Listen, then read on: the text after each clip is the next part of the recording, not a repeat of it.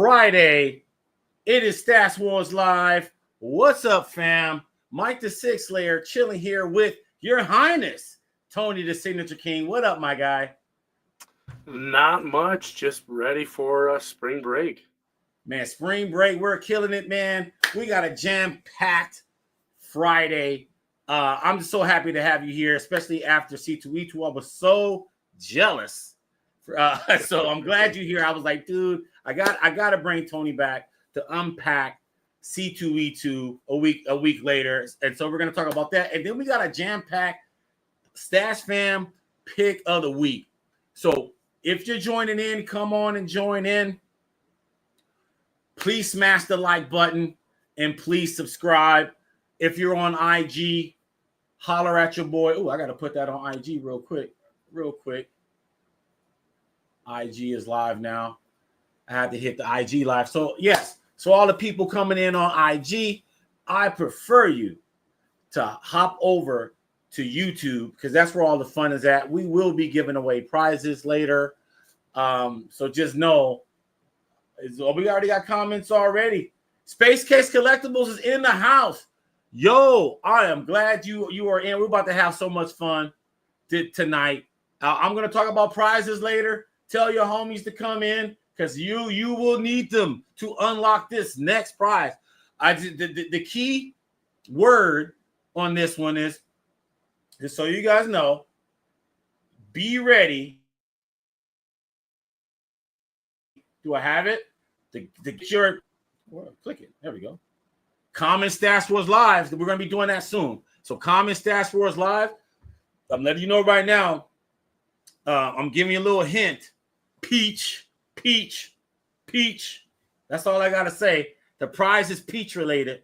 So if you know what's up, the prize is peach related. Okay. We're going to unveil the prize later on. But get your hashtag Stash Wars Lives ready because we are going to do our prize. Yep, I'm going to draw them soon. But like I said, you're going to have to unlock. You're really going to have to unlock. Anyway, we're going to get this show on a roll. Be sure if you're hopping in on IG, on YouTube, be sure to subscribe to the Signature Kings YouTube channel, and please follow his Instagram, also the Signature King. And because that's, we're all family here. Please follow his channel. He's a reoccurring guest. He's definitely Stash Fam. And also, if you're just, stumbling upon this live stream, please subscribe to the Sig Slayers station and make sure, comment away and smash the like button right now. We're going to have a good time. We're talking about the picks of the week. Why? Because it was a jam-packed week this week, Tony. And just real quick, let me drop this off. We're getting down to the heat of the business here. And I just wanted to show you guys Ro Liefeld. Wow. Ro Liefeld was in LA. Okay. So we're getting it going. That's Mark the Honorable Villain. That's my right-hand man. He was on the streets. He's still out in the streets. And I got footage because today, Tony, is Superman Day. It is. Did you know that? You knew that, of course. Of course. Knew that. I knew that. You knew that. And it's Superman Day. And Mark was at Warner Brothers Studios seeing Dustin Nguyen, John Bogdanov. Did I pronounce that right? I never know how to pronounce it. I think it is Bogdanov, yeah. Bogdanov, yes, the creator of Doomsday. He was there. There was free sketches. Free sketches. Dustin Nguyen, John Bogdanov. There was some things to be had. Okay. Yes, we got Joffrey Castro in the house. What up? You know what? You guys are making me. Let me do this right now. Let me just get this out the way, Tony, real quick. StreamYard. I'm just going to put the giveaway tool up real quick. Let me get that. Get that right now. All right. Hashtag Stash Wars Live. Okay. So I have that there. Let me share screen. Give me 1 second. We're going to go here and just do it right. All right. So it's here. You see that, Tony? I do. See that? Okay. So just so you guys know, the magic number tonight is 15. I'm going to run it. I'm going to run it right now. Stash Wars Live. Hashtag Stash Wars Live. We got 2 entries. We need 15 to unlock something peachy. Okay? And I forgot. Yes. We got something peachy, and I will show you guys this. Let me put it back here. Anybody need a Hush ash can? This is for this is the Hush that's not out yet. It's coming out. This is 159 ash can. Let me know if y'all need one of these or 2 of these. So we may give those out tonight. My LCS was giving those out. If you pre-ordered, you automatically got one for free. It's Escapes in IG. What up, fellas? What's happening? If hashtag Stash Wars Live on YouTube, I'm like looking at the iPad when I can just look here. Hashtag Stash Wars Live if you're on IG, but you got to do it on YouTube in order to qualify for any of the prizes tonight. So it's in the stream. Jewish Dragons is back in the hizzy. What's up? What's happening? I'm glad that you guys are coming back. We're gonna have a good time. Tony got some heat tonight, and we got a lot of stuff to talk about. So as we mentioned earlier, it's Superman Day, and do I have something? I have a little snippet of something here. This is Mark at Warner Brothers Studios. Quite fancy, really snazzy. But there he is, John Bogdanoff right there. And see that little card? Yeah. Mark was really sniperish with this footage, but the sketches are on those kind of like, see those card that size right there is like 5x7, like a note card or something. Like a note card, but it was free though. You know what I mean? I'll take it. Right? So cats like Dustin Wynn was at Warner Brothers Studio. I'm talking about, Warner Brothers Studios, the gift store. So it was open to the public. You didn't really necessarily have to do the Warner Brothers tour, the famous Warner Brothers tour, in order to participate in the Superman activities. You go to the shop, and then they had talent in blocks of time throughout the day. So earlier throughout today was Dustin Wynn, and then later at the end of the day was, as you saw, John Bogdanoff, the creator of Doomsday. And so that's what's cool. Anyone that was Superman related was showing up. And just a foreshadow, if you're in North Hollywood, California tomorrow, Mark Waid, the great Mark Waid, will be doing the signing at Collectors Paradise North Hollywood. And there's a screening of All-Star Superman. Obviously, it already came out before the animated movie that came out about 10 years ago or whatever. But it's a way to watch the movie with Mark Waid, at a comic book shop and then have a Q&A and talk about it. I think Mark Waid is probably the most qualified person to talk about Superman on Earth to me, in my humble opinion. He's up there. He's one of. But he's such an almanac for both DC and Marvel. And, Superman Birthright is a classic. And, so he does definitely have, and he's doing, I don't know if he's still doing World's Finest. I think he is. And then he's doing Justice League. So, and then he's actually doing a Superman story with Jorge Jimenez this summer. And so it's a Superman season right now. And this weekend, it's happening in Los Angeles, California, particularly in the San Fernando Valley. Today in Burbank, and then tomorrow in North Hollywood, which is about 2 or 3 miles away from Burbank.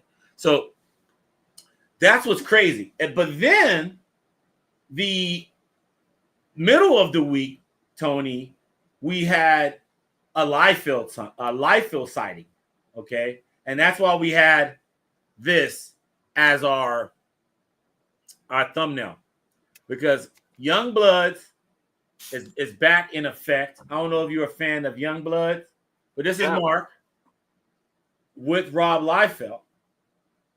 And then there were other people there too, like some of my favorite artists, like Danny Mickey and Norm Ratman. They were just there. Just chilling. Just chilling. Just chilling. And Danny Mickey is inking High Street right now, hence he has the hoodie on. And Norm Ratman, I don't know what Norm Ratman's doing. I know he's doing something. But when I think of Norm Ratman, I think of that Booster Gold era. I don't know when you think about Norm Ratman, but I think about him and Dan Jurgens and Jeff Johns on the Booster Gold stuff right after the 52 era. And then they did something called 52 Pickup. And then actually they kept going after Jeff Johns was on it. Studios looks great. Gotta go. Oh, no problem. Comics Grinder. Shout out to you on IG. I'm just keeping up with the cats on the chat and IG. I just want to let everybody know we need 15 tonight to unlock tonight's prize. Come on, come all. Come on, come all. And it's hashtag Stash Wars Live.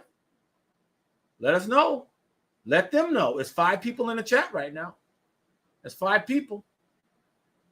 And it's early. It's early in the show. Okay, back to this. Rob flipping Liefeld was there. Do I have any footage of that? Do I? I don't know if I have Rob. Do I have Rob Liefeld footage? Let me see here. Is that it? No, I don't. I have other stuff. We'll go there next. I have other stuff, but this is what I have. I have Danny Mickey, Rob Liefeld. I do have some stuff. I just didn't have time to cut it all up because all the stuff kind of just came to me today. And so I didn't have time, and I wanted to kind of focus on stuff that's related to our next topic. We have 8 people in the chat. Hashtag in the comments, Stash Wars Live. We're talking about Youngbloods at Golden Apple. Shout out to Golden Apple in Hollywood, California. It's probably the landmark comic book shop in LA. And then here's some trivia, Tony, right here. This signing took place on the exact date as the original Youngbloods #1 back in 92. He did it on the exact date. So, you know, he won. You talking about continuity. You know, you have it right there, you know, on the exact date. So Rob Liefeld this Wednesday was at Golden Apple. The line was down the block at Golden Apple. And Mark, he was there, got a chance to get his new copy of Youngblood, as well as other things. So this was an opportunity to weasel in some cheap Rob Liefeld. And I always say the best comic book signing in all of the land is the comic book signing happening at your LCS. So definitely support your LCSs or nearby. Sometimes they're worth driving to if the talent is right for the opportunity. I know people go far and wide to go to Jim Lee just because of that opportunity of him being tier 3, $60 a signature. That's incentive enough. Before we go on to the next topic, guys, hashtag Stash Wars Live. We are giving away Hush Ash cans tonight, but then we're unlocking something very peachy. This peach is very popular in the comic book community. So this signature, tonight's signature, is peachy. Okay, I met somebody pretty peachy at C2E2. You did? Okay. So that, my friend, is a perfect segue into our next topic. C2E2. Tony, you live in Pennsylvania, right? And you went all the way to Illinois, Chicago to be exact, for C2E2 Was this your first time? Very first time. All right, so unpack. Let us know what C2E2 was like. Oh man, I don't even know where to start. I mean, there was people for blocks. Like you could tell you were getting closer. You know, like you were going to a big sporting event. You start to see people in their jerseys and whatnot. But it was like that for Comic-Con. You saw people for blocks that were, you know, dressed in all their comic costumes and stuff like that, and it was amazing. And you know, I was blown away by the size of the venue. The size of the venue is bigger than my entire town I grew up in. It had to have been. It was huge. And I never seen security so tight. Really? Comic book convention. It was like I was getting on an airplane. Wow. I mean, Wow. I get it. It's Chicago. It's Chicago. So, okay. Yeah. So all right. So you're there. It's you know, it's a little bit more handsy, as you say, right? Yeah, and that's okay. I mean, I completely understand. I wasn't complaining about it. Just never seen that before. That's all. It's just different. so now you're on the con floor, the Signature King. You're on the con floor. What was that experience like, talent-wise, and the experience in conjunction with that? Talent-wise, it was absolutely jam-packed. Absolutely jam-packed. And their artist alley is more like an artist village. I mean, there's just so many people. And they had everybody in rows by letter, you know what I mean? A, B, all the way to Z. So you just had to utilize their app really well. So if you wanted to know where Bob Smith was, you had to go on the app, type it in, it tells you row whatever, booth number this. So you had to, and their app was pretty awesome. It was a good app. That app. It's a great app. I think a lot of conventions need to learn something from that, especially the big ones. That's a great one. But so one of the very first signatures I got, Jenny Frizen. Okay. Because she's a local to there. She doesn't really go anywhere else. I've never met her. And I really wanted to make sure. She's obviously very popular right now. So I jumped on that line right away. I was third in line. Number 3. And I was thinking, this is great. The problem was the two gentlemen in front of me had short boxes with nothing but Jenny Frizen in it. Nothing but. And it was like multiple issues of the same thing. So I'm like, okay, you know, like, whatever. You know, she was giving away 3 signatures for free, which is very generous. Right. Very generous. Very generous. And it was $5 per. Also very generous. Very reasonable. Very fair. So both gentlemen in front of me dropped over $500 in signatures. So Jenny Frizen got paid $1,000 in the first 45 minutes of the show. Made $1,000. Jeez. In cash, by the way. In cash. Had to be in cash. It was insane. There's another member of our community that I met there. I can't really go into details. They managed to find the absolute holy grail of Jenny Frizen books. And which one is that? What, the Wonder Woman Burbank or something? I can't comment. Okay, no problem. The price is gonna blow your mind how cheap it was, and the personal story that came with it. I mean, he's like shaking. He got it.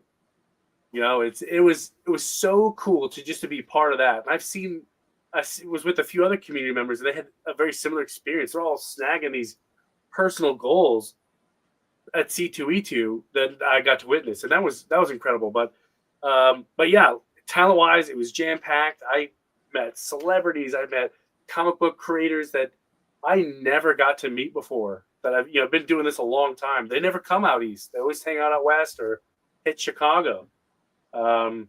It's something I will probably never forget, and I hope to do it again very soon. I would say the top talent in terms of comic book that I met, it'd probably be a toss up between Jenny Frizen and Jason Aaron. Jason Aaron. All right. Yeah. Okay. There was one very late announcement. Dan Mora. That pissed me off, bro. That pissed me off. Late. It was so late. I couldn't even pack for him because I was already. Dude, that was late. That we wasn't even on the schedule, bro. You know, I was going over the schedule for weeks. You know I was, dude. You know I would have said something about freaking Dan Mora being there. Yep. So he was there. Unfortunately, I had nothing to sign. Ugh, that sucks. Yeah. And his line was pretty long too. Did you know how much he was charging? Was he $10? Was he free for one? I heard it was reasonable. Yeah, I didn't have anything anyway, so I didn't. I walked by his line, and every time I walked by his line, it was like 2.5 miles long. Damn. Okay. So Jenny Friesen, and who'd you say? You said Jenny Friesen, and who was the other? Jason Aaron. And Jason Aaron. That's fantastic. Okay, so we're definitely going to get into some books in a moment. I want to keep it on just your experience with C2E2. Okay. Food was okay.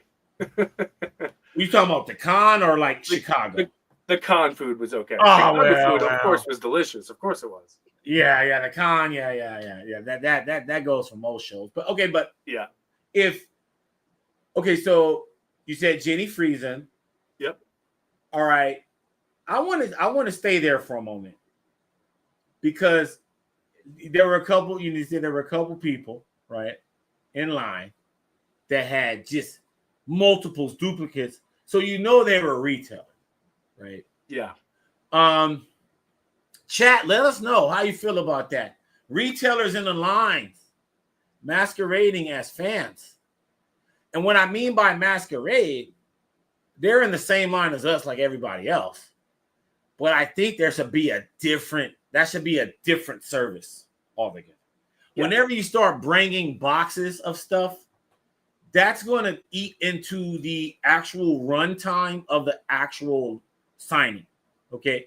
So if you have an hour or 2 hour signing at a show, now Artist Alley is different, but when you're talking about people like Jenny Friesen, where she has a rep and she's only at the signing for blocks of time, not just there all day, all day, every day. She'll be there for a couple hours and leave and then come back for a couple hours and leave. People bringing short boxes to the line, that is a game killer. I'm sorry. It's a game killer. Hashtag no. Shaky Moo knows what's up. Like, for sure. For sure. Speaking of hashtag, why are you throwing in the hashtags? Throw in the hashtag Stash Wars because we are giving away a prize tonight, Shaky Moo. And we need 15 entries to unlock the grand prize. Okay. But we will be drawing for some of these Hush ash cans. Will be for the cats that didn't get these. This is Batman 159, so that's part 2 of Hush, and it's all black and white pencils. That's pretty cool. In inks, I should say. Anyway, 92 was there, even color and black. 92 was there, even color or black and white. I don't know. You know what he's saying there, 92? Nope. Okay. Well, it wasn't just me. But anyway, give me a little more context there, Shaky Moo. But regardless, bringing a short box to a signing, that's tough. Okay? At least I'm okay with people who do that. I really don't have a problem. I would prefer that they split it up. Here's my 10 or 15. We'll sign those. I'll pay for them. And you know what? I'm going to go right to the back of the line. Or what Jenny Friesen was doing was later on, I mean, unfortunately not when I was there, but, like on day 2 or 3, she was taking, okay, you got a whole bunch. Let me do 15, stand off to the side. Let me get the next guy, and then I'll do another 15. I'll get the next guy, do another 15.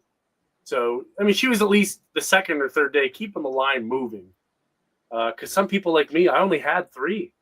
So I was getting my 3 free and I was bouncing. So yeah, she's a professional. Southern Comic Geek says amen. It's a game killer. And you're right. She's an absolute professional. 3 free.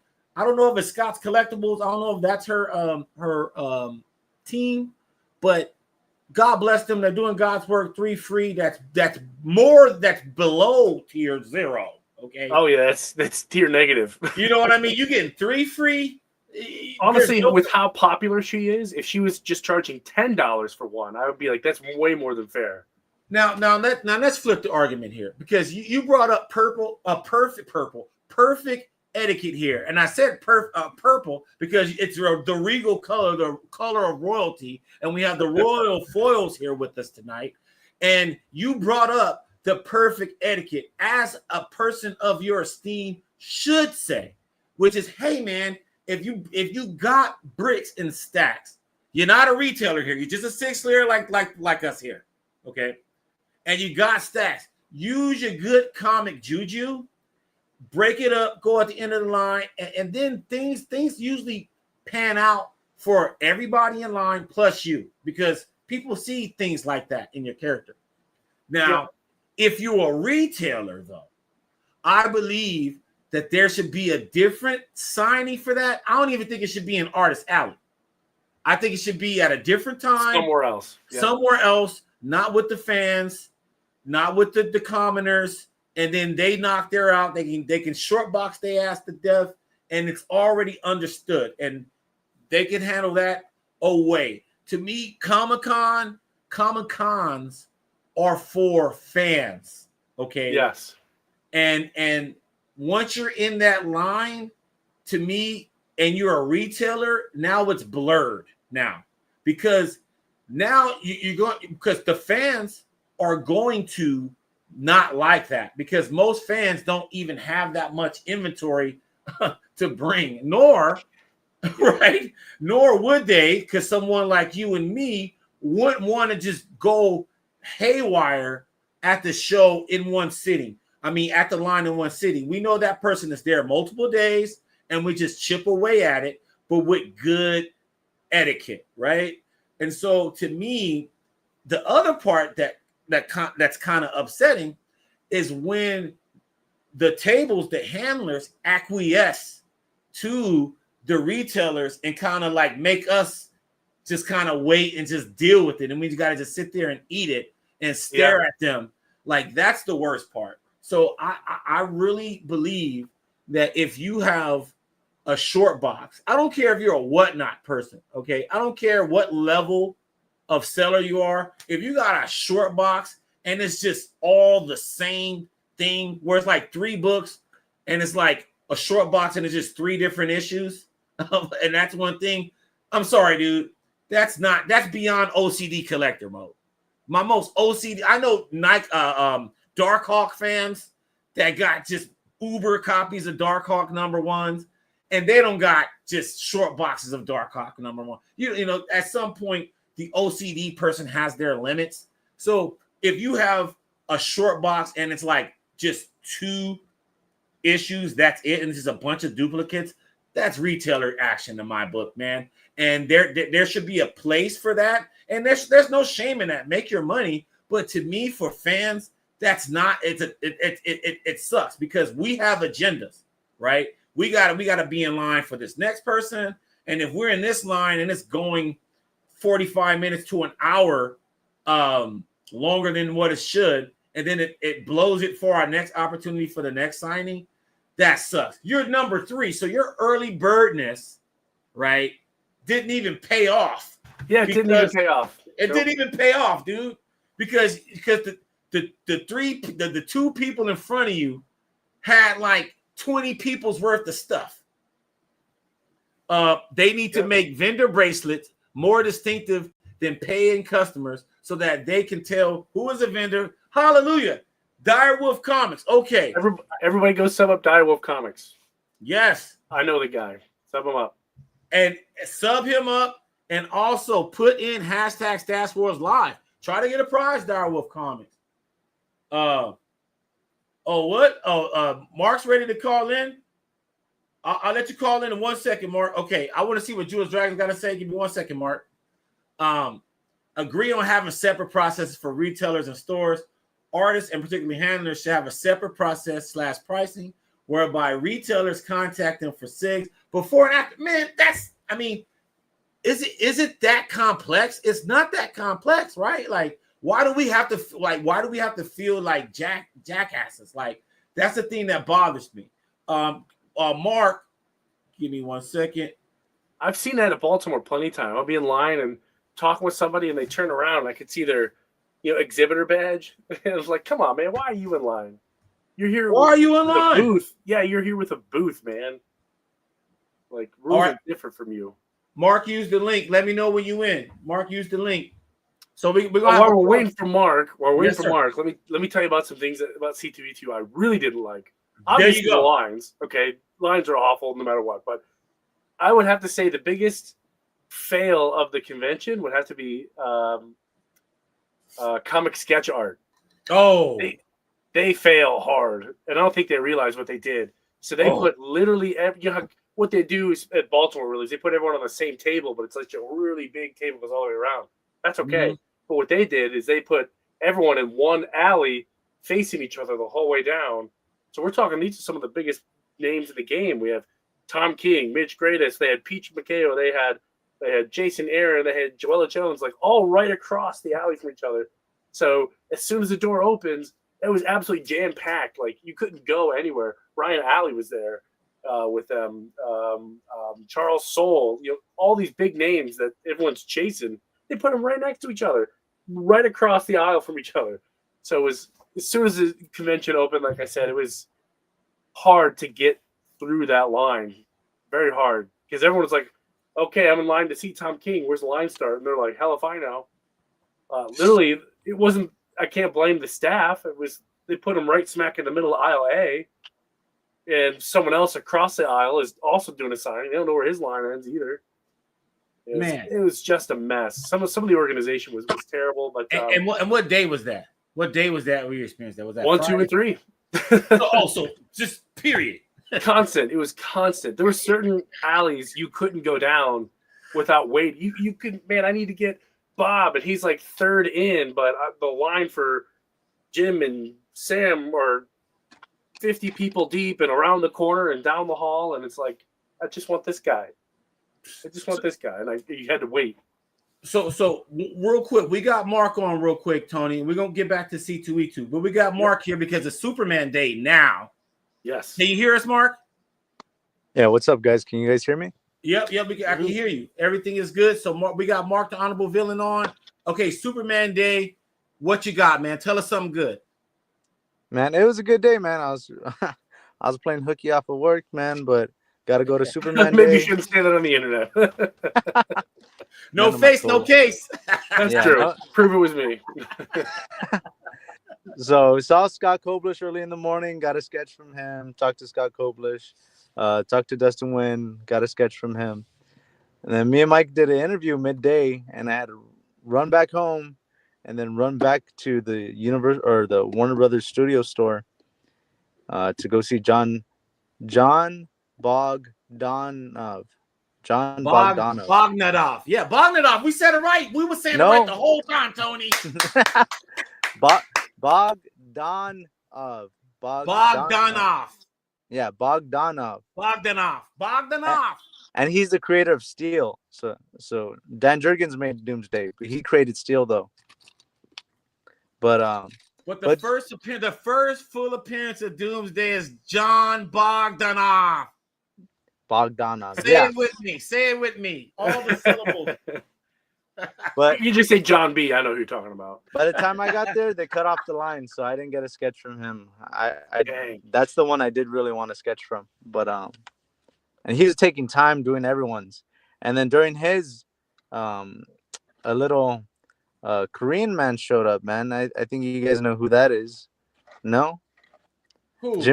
Jim Lee showed up. Jim Lee was there? I'm not sure if you got those pictures or that video I sent. I didn't do it. You gave it to me while I was signing on. That's gonna be for next week, bro. The internet was really bad there. So wait a minute. So you saw Jim Lee today? Yeah, I saw him, but he had it. Dude, Jim Lee carries some heavy bodyguards with him, man. I don't. What bodyguards Jim Lee got? Who the hell wanted him? I was kind of scared to talk to him, honestly. But he saw me, but I didn't really speak to him. I wish I had my Wildcats #1 on me. I'd have gotten that signed. But so was he signing anything? Was Jim Lee signing anything? No, he's at the tour right now. So whoever's So he just popped his head in because he was coming from work because DC is in Burbank. Yeah, but whoever's watching that movie right now, whoever's watching the original Superman movie, Jim Lee's probably watching it with them right now. Where are they showing the original Superman movie at? On the studio lot. Oh, so okay, so they're just doing it big. Okay, so what am I missing? Why is Superman being celebrated so hard this year? Like why? Because the movie's coming out. Because the movie's coming out. Yeah, movie's coming out. Movie's coming out. That's the only reason. It's coming out probably. this year. Yeah, it comes out in like this year. 3 months. Oh, dude, I've been sleeping. Dude. So I thought it was coming out next year. No, it's coming out this year, man. All the So trailers. we're gonna see Guy Gardner this year. Yeah. Yes. Okay. I'm cool with that. All right. So now I get it now. I see. Clearly, I was sleeping behind the wheel. I thought Superman was coming out next year. So Jim Lee was at Warner Brothers Studios. John Bogdanoff was at Warner Brothers Studios. Bogdanoff. Yeah. Okay, Bogdanoff. Okay. Yeah. You got sketches today. Who did you get sketches from? From Dustin Nguyen and Scott Koblish. Didn't make it for Bogdanoff. Didn't make it for Bogdanoff. Okay. So July 11th. Okay, 7-Eleven. So you can get a free Slurpee from 7-Eleven just before you go see Superman. Maybe do that reverse. In case the movie's really long, you know what I mean? You don't want to be missing Superman movie in the bathroom. So you want to close the night off with the free Slurpee. Yeah. Okay. That's what I'm gonna do, man. Chestnut checkers. And then you go home with a smile on your face. You leave the theater, go to 7-Eleven, pull up, get your freebie. Get a red Slurpee, top it off with some blue on the top. There you go. Listen to some John Williams in the car. Yeah, right. Mike, did you mention that RoboCop was at the Ro Liefeld signing? Yes. I was about to show RoboCop, man. I have the RoboCop footage. The only thing I like about the Super, and I got a comment here from Dire Wolf Comics. The only thing I like about the Superman movie is that there are other superheroes other than Superman. It makes it look like a bigger world. Exactly. It makes it feel like a DC universe. Hello. That's what we want. I think DC did a great job of that in the comics for years. And then recently they kind of stopped. And then the movies, it never really encompassed that. And so I really like where Superman is, what it's showing us, that we're seeing all of these characters in direction. I'm not bringing up Black Adam. No, Black Adam brought up Justice Society, but we're not talking about that. We're talking about Superman here, okay? We're talking about the new James Gunn, okay? We're in the James Gunn era. So anything prior does not count. Retcon. Anyway, Mark, Dustin Nguyen, all of these. What was the crowd like? Was there like hella people, or was it like a sleeper event? Dude, I don't know why there were so many people, and that's why I didn't make it for Bogdanov. I was there before 5 o'clock, which was his last time, but he was taking a while doing everyone's signature, and there was a huge line for each person. So I think they were even doing like field trips that day. It looked like there was a bunch of group of kids, and it's Easter weekend, man. So it's spring break, bro. It's spring break. Yeah. It's Good Friday. Hello. A lot of people are off today. A lot of people are off today. Okay, so in conclusion, man, because we're in the middle of C2E2 Tony's recap, and we're about to get into Tony's stash wars. Hey, I'm from the West Coast, man. So all the West Coast say hella now, man. But it's the Bay. It came from the Bay, but it came all the way down to the SoCal. So I've been saying hella for 30 years. A hella long time. A hella long time. There you go. I love that, Tony. So real quick, in conclusion, Mark. What's up? You said there was a lot of people there. What was the highlight? Because you went twice. We had an interview today. So we interviewed our first MCU participant. It's not an actor though, but somebody involved with the MCU, or writer. We interviewed someone today, and then you have to go back to the studio. So what was the highlight? The highlight, I think that was talking to the gangster Dustin Nguyen. You know, seeing everyone. I didn't see John. I wasn't even able to speak to John Bogdanov. I spoke to his wife, and I'm trying to set up an interview through her. But I spoke to Scott Koblish. Oh, he broke up. He's gone. Mark faded away. Okay. Mark faded away. Mark, we love you, man. We're about to move. Oh, you back? He's back. What the hell happened? Here, okay. Scott Coblish. You back? Scott Coblish and Dustin Wynn were the best part. All right. I'm going to go see There you go. ACDC. I'll see you guys. Peace, Mark. All right, man. So, my guy, he was having Peace out. bandwidth issues or something like that. Do I still hear him? You don't hear him. There we go.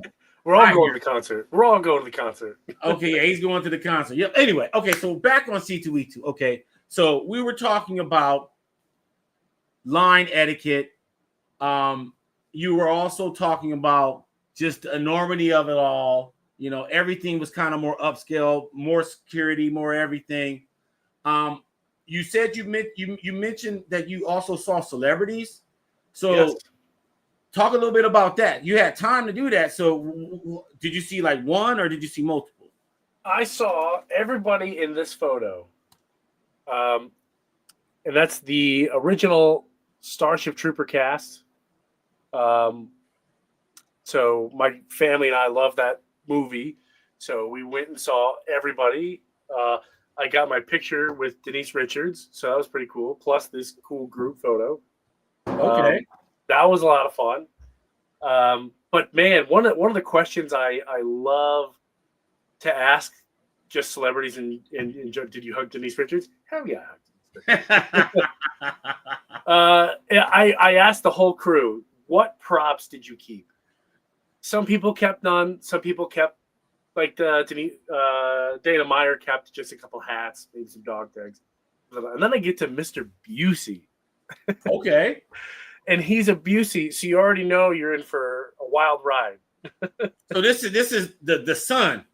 Yep, Jake Busey. Yeah, there we go. Yeah, yeah. But the name is famous. Right. Infamous. So again, Like Crash Out Captain Extraordinaires. Yeah. So I asked him, and he said the last day of filming, they're all in their, battle armor, whatever. They got these prop guns. He just left. He walks up to his trailer. He takes off his armor and puts it in the trailer, whatever. He's done. He's out of here. Supposed to turn that in. He didn't. He's pieced out. And he's sitting in his truck, and he's like, he had this, I don't know what idea. So he got out of his truck, and anything that he could carry by himself that wasn't bolted down also went into the truck. Dang. So he kept a lot. And what was really funny is he was saying that, for a long time after the movie came out, probably several months, I imagine, that the studio kept calling, we need this stuff back, give it back, give it back. He just ignored them, and eventually they just figured it out and stopped calling. So he's got like all these props. And he knew what he was doing. He knew they weren't going to bark up that tree for too long. Yeah, he just took it all. He took everything he could carry. I just want to remind everybody, we got 5 people in. Stash Wars Live. Put that hashtag in to unlock the prize. We need 15. Let them know. Tell a friend. We need 15 to unlock the peach. All right, so Tony, Starship Troopers. It dawned on me because you were on here 2 weeks ago, and you had the mobile infantry, and it just completely went over my head until after the live. I was like, wait a minute. I think he's talking about Starship Troopers. You know how many times I saw that dang movie? And it was like that's one of my favorite movies because it was like I didn't see it in theaters, but I saw it like shortly when it was out when you could rent it.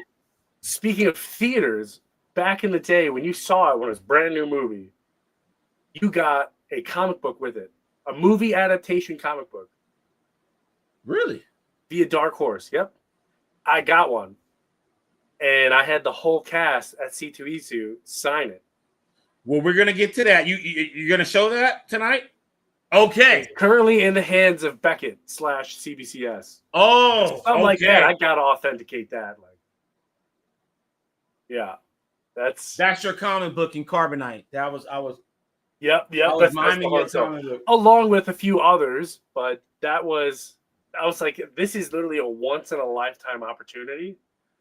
I thought this is a once in a lifetime opportunity. I got to get him to sign this book.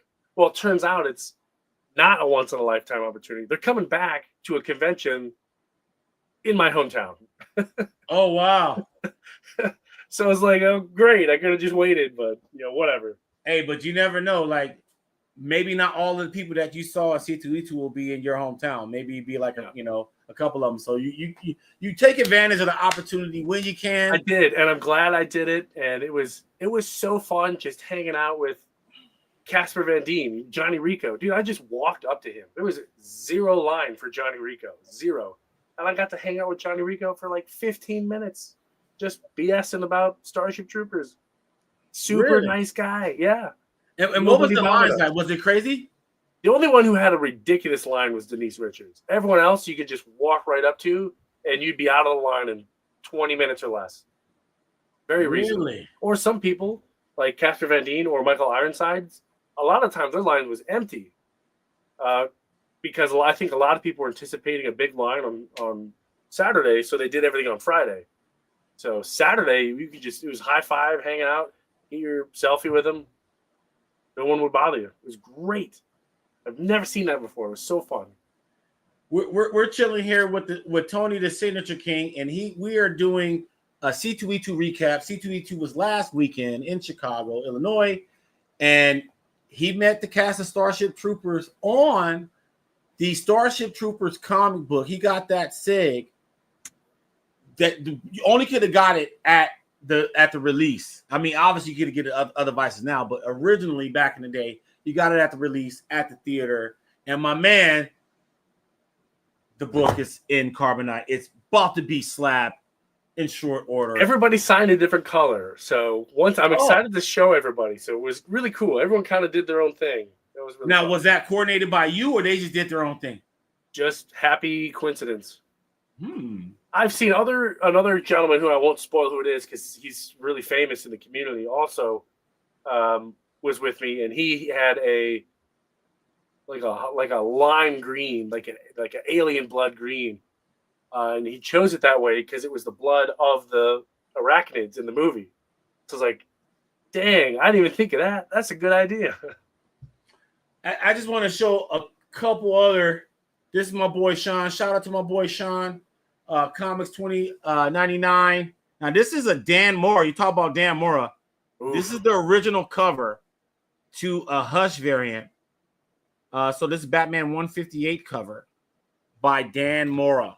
Okay, so you were talking about the last minute edition, and I couldn't make it out to Chicago this year, but it still kind of chafed my ass a little bit. Does that price tag say $6,000? $6,000. I was waiting on someone to comment on that.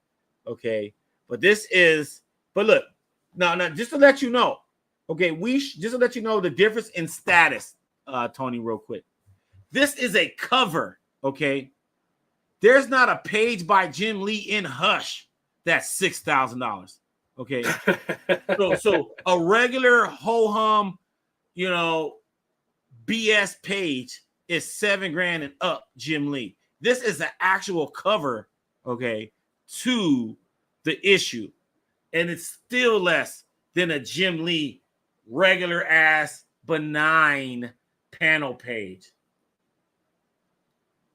Just super, this is a real, Anthony said he had the best C2E2 ever. I wonder what he got there. He's talking about Anthony, I think Anthony's comic art. Yep. I wonder what he got, man. He's he's probably I gotta say he's killing it in art because he has a little something for everybody. But this is Dan Mora, and my boy Sean. He's all over the place, and he's able to be at Dan Mora's booth. And then here's some more stuff. Now this looks cool. You talking about? Okay, is this foil? You would know. Is this foil? Is it considered a foil? I'm not sure what that. I've never seen that before. It's a Venom cover. Venom. Is that a cover or is it like a pamphlet? Looks like just a cover. Yeah, it's like a Virgin cover. It's probably a convention exclusive. I'm pretty. If Sean's taking a picture of it, it's probably in something highly sought after at this show. You know me. If it's Marvel, I don't know. I don't know either. But it looks cool as hell. I love this cover. I love the design. I like, the patterns that it makes. Let us know in the chat if you guys are familiar with this variant, but it's clearly a new one.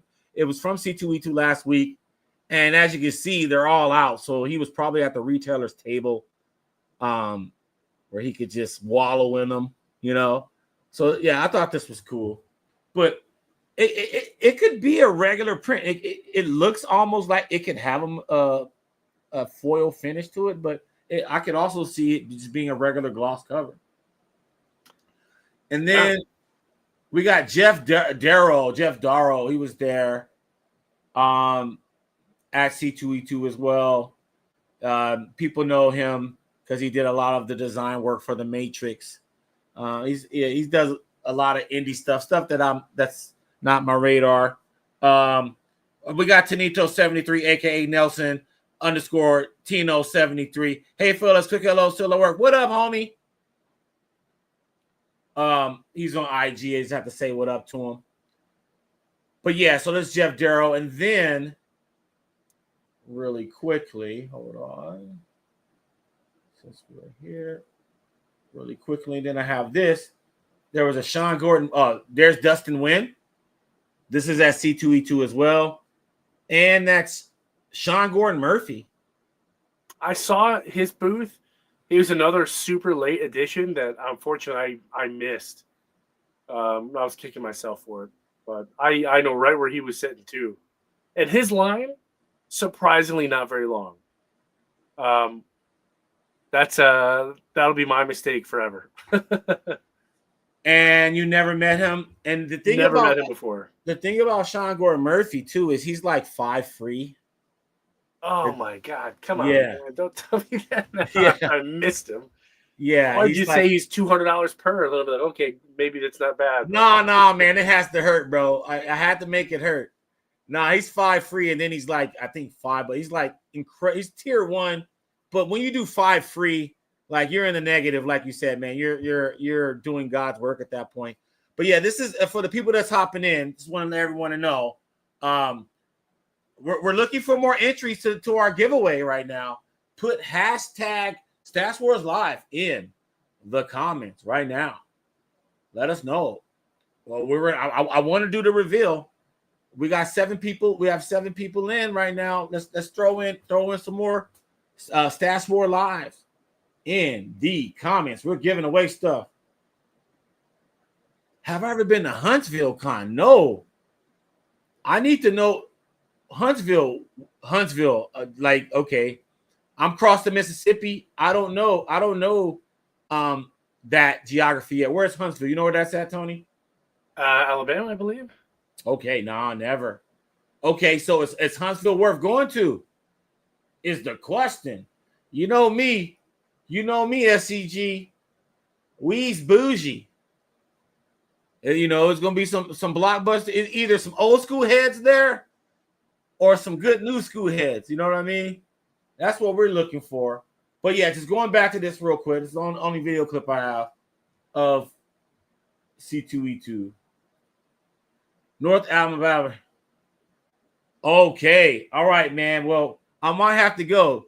If you make it seem like it's worth going. And if there's something nearby, I'm definitely going. Man. I like that, man. SEG looking out. But Sean Gordon Murphy, signature king, slipped through the cracks. He slipped through your crosshairs. He did. So yeah, shout out to Comics 2099. He's all over the place. I believe my man, he does he's a witness or something like that. He just be all over the place. But that's my dude. He always looks out. So shout out to Sean if you are so on YouTube or IG or whatever. Shout out to you. Okay, Tony, it is time. All right. I've been trying to, I've been trying to milk this, but it's time. Let me put everything up. It's one man stash war time, ladies and gentlemen. The signature king went to C2E2 in Chicago. Now he's not going to show us everything because you got to subscribe to my man's channel, the Signature King on YouTube, to get the heat of the heat, the creme de la creme, okay? That's where you're going to find that. But we just want to get this started. And partially he's easing my FOMO a little bit because I wasn't out there. So he's doing me a solid by coming through, sharing the wealth, and letting us know what's going on. Let me check this comment real quick. Whoa. That's some big names. Whoa. I am there. I would have been there just for Mike Grell. Just Mike Grell alone, I'm there. Just Mike Grell alone, I'm there, bro. Like I saw Mike Grell last year, and I thought I was going to see him again in Baltimore, and that didn't happen. So if it's a straight shot, SCG, I'm there, bro. Mike Grell, I can't let that opportunity slip up. So, Tony, I'm about to put you, my man. I'm about to put you on the solo right here. Okay, I'm gonna bring it back. So this is what we're gonna do, Tony. Let me put it back to us real quick. What we're gonna do? You're gonna do one at a time. You're gonna, obviously explain the book, who you got to sign for, and any other tidbit you want to go to, and then I'm gonna go back to the split screen. And I'm gonna do my little tidbit on it before you go to the next book. Cool. Yeah. All right. So I'm putting you back on solo. All right. So I'm not gonna, keep a whole lot of people waiting. As you can see on my face, it's very foily, as one would expect. So in honor of Superman Day, I'm gonna let this one go first. So we have Absolute Superman #1 logo foil signed by Jason Aaron. Sorry for the glare, but it is a foil. So look, this thing is smooth. It's crisp. It's clean. Jason Aaron's signature looks great. His line was reasonable. His line was very reasonable, but he was a reasonable guy. And this was $10 for the signature. Oh, so he went up since last year. He's $10. I don't know if that was because it's C2E2. I know I can jack up the price a little bit. I'm going to make all that money back, but $10 is very fair. I still believe it's tier 1, man. We can't complain if it's tier 1. I'm not complaining. I'm absolutely in love. This thing is an absolute beauty. You got a comment, #Foil King. Yes. The royal foils. I love it. Okay, so just real briefly, Tony, I'm glad you shared that because you foreshadowed that last week right here. Yeah, look at that. And this is part of Stash Fans Pick of the Week last week because I wanted to show something. Oh, yeah, that's mine on the left. Okay. Yes. Well, actually, they're both yours. They're all yours. Both mine? Oh, I didn't know. All of these are yours. Sweet. Yeah, these are you. And Gotcha. and so I'm glad that you showed us, in person, one of those Supermans from Jason Aaron. And so for me, Jason Aaron, that was your first time meeting him. What was that? Never met like? him before. Yeah. What was he like? He's kind of mellow, right? Very relaxed, very humble. So, I mean, not that any of them aren't, but he was just a super cool dude. It was really nice to talk about the industry with him. So, very nice.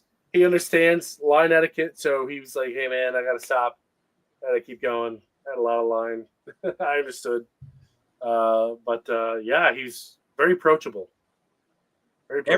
Everybody put in. We got 13 people in Stash Wars Live. We need 13. We need 15. We need 10 more entries to unlock the prize of the night.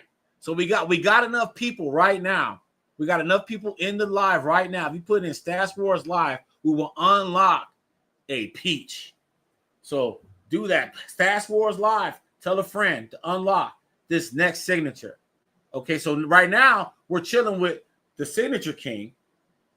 And he is in a one-man stash war right now. And these are his spoils from C2E2. And you got us a hot 10, right, Tony? A hot 10, yep. A hot 10. So here we go, number 2. Number 2, we're staying in the Absolute universe. And this is another first for me. I never met this person before. Declan Savely. I'm sure I'm butchering that wrong. That's I never can pronounce his name right, dude. Yeah. So we have Absolute Flash #1. And he signed it right there inside the Flash logo. Sick. I was trying to get some red up here in the black space, but his red marker decided to take a dump. So, but I'll take it. It still looks good. It's in the same color. The scheme fits. This is a guy who doesn't do a whole lot of cons, so meeting him and getting him to sign anything was a godsend. Especially these people who don't come out east, and he's one of them. So yeah, Absolute Flash #1. He can save me.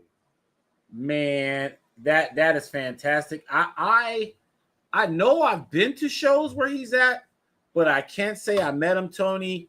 Let alone pronounce the dude's name right. I'm not pronouncing his name, but giving him props.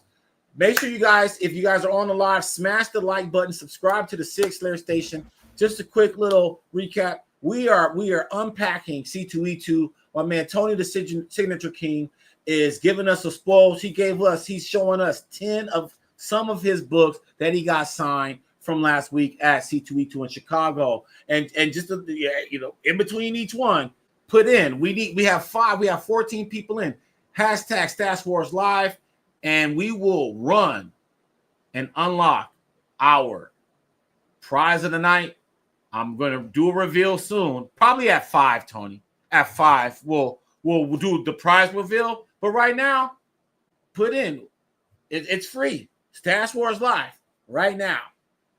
Okay, so back to your spoils. That was #2. Yep.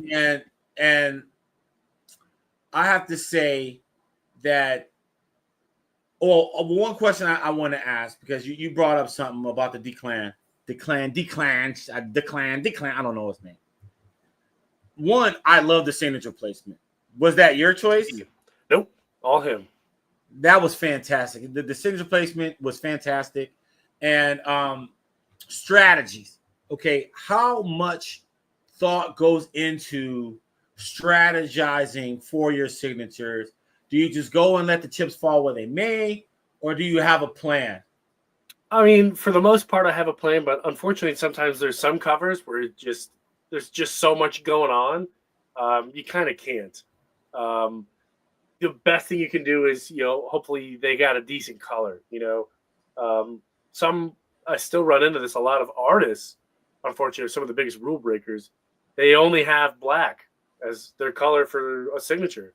And if you come with like a black cover or really dark cover, it's like, why? It's going to be really hard to see that signature anyway. But I'm surprised that I see a lot of artists that make that mistake. I mean, I don't know if it's like a mistake really, but black on black is never good color. So you know what it is? They be on autopilot so much, especially when it's I'm sure. Yeah. That's why I always say, hey, I'm going to piecemeal each signature. Okay. I'm going to piecemeal each signature. We need 15 entries. We have 7. Stash Wars Live. Let's unlock this prize. We need 15 entries for me to draw. Let's unlock. We got 17. We can do this right now. If everyone that's watching right now, comment Stash Wars Live. Okay. All right. So I'm just trying to. I want to give stuff away, Tony. I see all these people in here, and I'm like, hey man, like, let's do this. Let's make this happen. Let's make this happen. There we go. Let's see some more. Tell a friend. To give away a nice peach. That's what I'm gonna say. Okay. So yeah, sometimes you can premeditate what happens, but then sometimes the circumstance, you gotta just let the chips fall where they may. Yeah, like this is a clean cover. You know what I mean? There's not a whole lot going on here. You've got color options, silver, gold, red, black. All that is going to look great on this cover. But then again, you run to the covers where there's just so much color and lots of noise going on. It's really hard to get a signature to look good. But I agree, he did a banging job on placement there within the logo, so it fits. Very happy with it. Man, I think that's dope. Like that pops. Like that's the type of stuff that makes you want to keep going and going and going and getting SIGs, and especially when it works out where you didn't have the control factor in there. But just real quick before we move to your third, how much effort goes into your marker choice? Do you actually buy markers before the show? I actually have been rolling with a giant tube of markers for a long time now. And inside of here, I've got Sharpie, regular thickness of every color, Sharpie with really thin thickness, and paint markers of every color you can imagine. And those paint markers look absolute dynamite on foil covers. They're the really thin ones. All right. Now, marker choice too is a big deal. That's a whole. You can do a whole show just on markers, just by markers. We're gonna talk about markers on a show. You and me. We were gonna talk about that because that's why I brought it up. And so there is. So in other words, there is some thought. The Signature King definitely places thought to marker choices, and he also brings markers to the occasion, just in case there's that time where I can, as Greg Capullo says, art direct. He calls people like us art directors. You do all the playing in the world. If you forget your markers, and it makes all that goes right out the window anyway. And it's happened to me plenty of times. All right, man. Book 3, man. What you got? So we got Decline, Shavely, Jason Aaron, and so I'm gonna do this one is a lead up. It's kind of like a number 3, and there's a story behind how it came. It's very brief. So this number 3 artist that I was waiting for just has the gift of gab and just talk and talk and talk and talk and talk. I was in this person's line for about 40 minutes, and I was only a few people behind. And the entire 40 minutes, they talked to one person. Didn't sign anything. Just talked. What? And then the people in front of me just left. So luckily I got to be number 1. But while I was waiting for this person, I was in the next booth, and I was talking to that person, and I figured out that it was Tim Jacobs, the original artist for the Goosebumps books. Oh, whoa. So, I got a cool print for him, and he signed it. So that was kind of nice. So, little bonus thing there. But what was the sitch on that SIG? Was that free or what? Free, yeah, just for free. I think it was like $2 or $3 for the picture, and he'll sign it for free. So, and I remember this cover, which he told me the story is actually his niece, and he signed it for free. That was kind of neat. Awesome. Very cool. So that's the artist of Goosebumps. Yep, all the Goosebump books. He was the artist. Really, man. Okay, you busting out some nostalgia, man. I did that, dude. That's major nostalgia. It took me just a few minutes to realize who that was, but okay, so I was talking to him because I was stuck waiting for this person, and they did the cover on this particular book, already signed by Jan Durisma and Dan Parsons, and that would be I'll wait till you blow me up a little bit. Yeah, give me 1 second. Yeah, no problem. But they signed a few other things, but this is this is your number 4. This is technically number 3. Okay, it's so like that's just that was a little bonus. It's just a small bonus. Yeah. Okay, here we go. 3. Okay, and it is Convergence, Nightwing and the Oracles. This is a very rare painted cover that she submitted to DC, and her signature is down here at the bottom, along with everybody else, Dan Parsons and Jan Durisma. So who's at the bottom? Who's that? That would be Jill Thompson. Jill Thompson, the cover artist. So wow, I never met her, and I never even heard about her. Why is that not ringing a bell to me? Jill Thompson. She does a lot of Wonder Woman, especially back in the 90s. Okay. Dang. But yeah, she does. I like her art, so I had to get her to sign something. What was the signature science on that? Was that free? Was that? It was one free. The next one was I think $2 or $3, so I ended up getting a couple. But yeah, Jill Thompson. She's Nice lady, don't get me wrong, but like, come on, like move it along. Like I feel like everyone who talked to her got a life story, so we're all experts now. If you were in her line, Yeah. Okay. So the guy in line, and you said he was the guy from Goosebumps. yeah, And I got so, Tim Jacobs. Yeah, Tim Jacobs. okay. All right. Now you making me be the grumpy puss now. I had no intentions on barking on cats tonight, but I'm about to bark them because it happens a lot. And you're bringing it up. There's times when we're in line, and then there's artists talking to the artist, and the line started. Now, if it's Artist Alley, that's a different story. Artist Alley is kind of like that artist runs the show and they do whatever, and you got to just deal with it. But when it's these kind of like common sketch art type vibes and stuff like that, where it's like from this time to this time, hey, artists, why don't y'all grab a coffee after the signing or something? Y'all text each other, do something like holler at them at the end or whatever. You know what I mean? Like, don't be taking our time away because we the ones paying money. We're the patrons of the whole thing. So like, I don't like my pet peeve, period, at any convention is when the people that go to the convention, go through the rat race, get their badge, get there early, do the whole thing, only to get treated like a second-class citizen there when they should be the first-class citizen. They should be the people there that that you cater to, right? Because they're the ones with the money. Your colleagues ain't paying you for your prints. You know what I mean? So I just don't like that. It really chafes my ass when people be chatterboxing. And because here's the other part, like even fans. Now I'm about to jump on the fans. Put a cap on it. You know what I mean? Wrap it up. Don't be giving your whole life story. Yeah, that was your favorite book. Wooty wooty wop. Say a couple sentences and keep it moving. If you want to say something else, get back in line.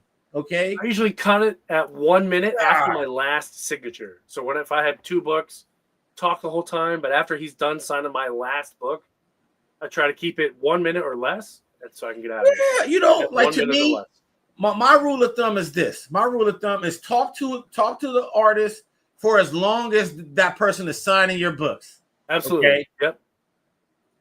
Use your hashtag. There we go. Hashtag use your hashtag. We're trying to win prizes here. Space Case Collectibles. No, so we got 19 people in. We're trying to give away a peach. That's all I'm saying. And I said at halftime, which is at the number 5. We're at number 3 right now with Tony's lineup from C2E2, his spoils. Okay. When we get to that point, I will announce the prize. But I did say we are giving away Hush Ash cans. Okay. We are giving away some of these. Thank you so much. Yeah, I mean, we're men of the people. And the other thing I want to say before you move on to number 4, Tony, I'm a keen observer, man. You are an angle worker, my guy. Like I haven't heard a $50, $20 Sig yet out of your lineup so far, and we're about to reach 4 out of 10, and these are all either $3 or 1 free. I mean, the Starship Troopers, that don't count. That's celebrities. That's not even. Yeah, that's not even comics yet. So I'm not even counting that against you. So you are working angles. You are in tier 1 all day, every day so far, bro. So I love it, man. So you're a number 4, and every time you showcase a new book, I'm gonna ask what's the price of that Sig, but give it to me at the end. All right. Okay, so number 4 here. I've met this person a couple times. They're very cool to speak to. They live out west, and I'm surprised that I always see them on the East Coast. So that's kind of nice. But starting to get their name out there a little bit more. We have, starting here with Absolute Task Force, we have artist Caitlin Yarsky. Caitlin Yarsky. So signing this, super duper cool foil on some newer stuff here. So double tip of the hat to Caitlin Yarsky. I had just gotten to her booth, and she stepped out to grab a hot dog or something. So I was willing to put in the time because there was nobody in line. It was literally just me. And just when I thought for a second, maybe I'll just come back. I don't really want to wait a whole lot because maybe they're taking lunch or something. as soon as that thought popped in my brain, she came around the corner, and it worked out. So happy to get this one signed. Caitlin Yarsky, man, are you trying to educate the Sig Slayer? I think that's what you're trying to do too. Who the hell is Caitlin Yarsky? She's an up and coming in the comic book, or I mean, not up and No, coming. no offense, Caitlin Yarsky, yeah. because I like that cover. She did the cover. No. She did the interiors. Oh, the interiors. Okay.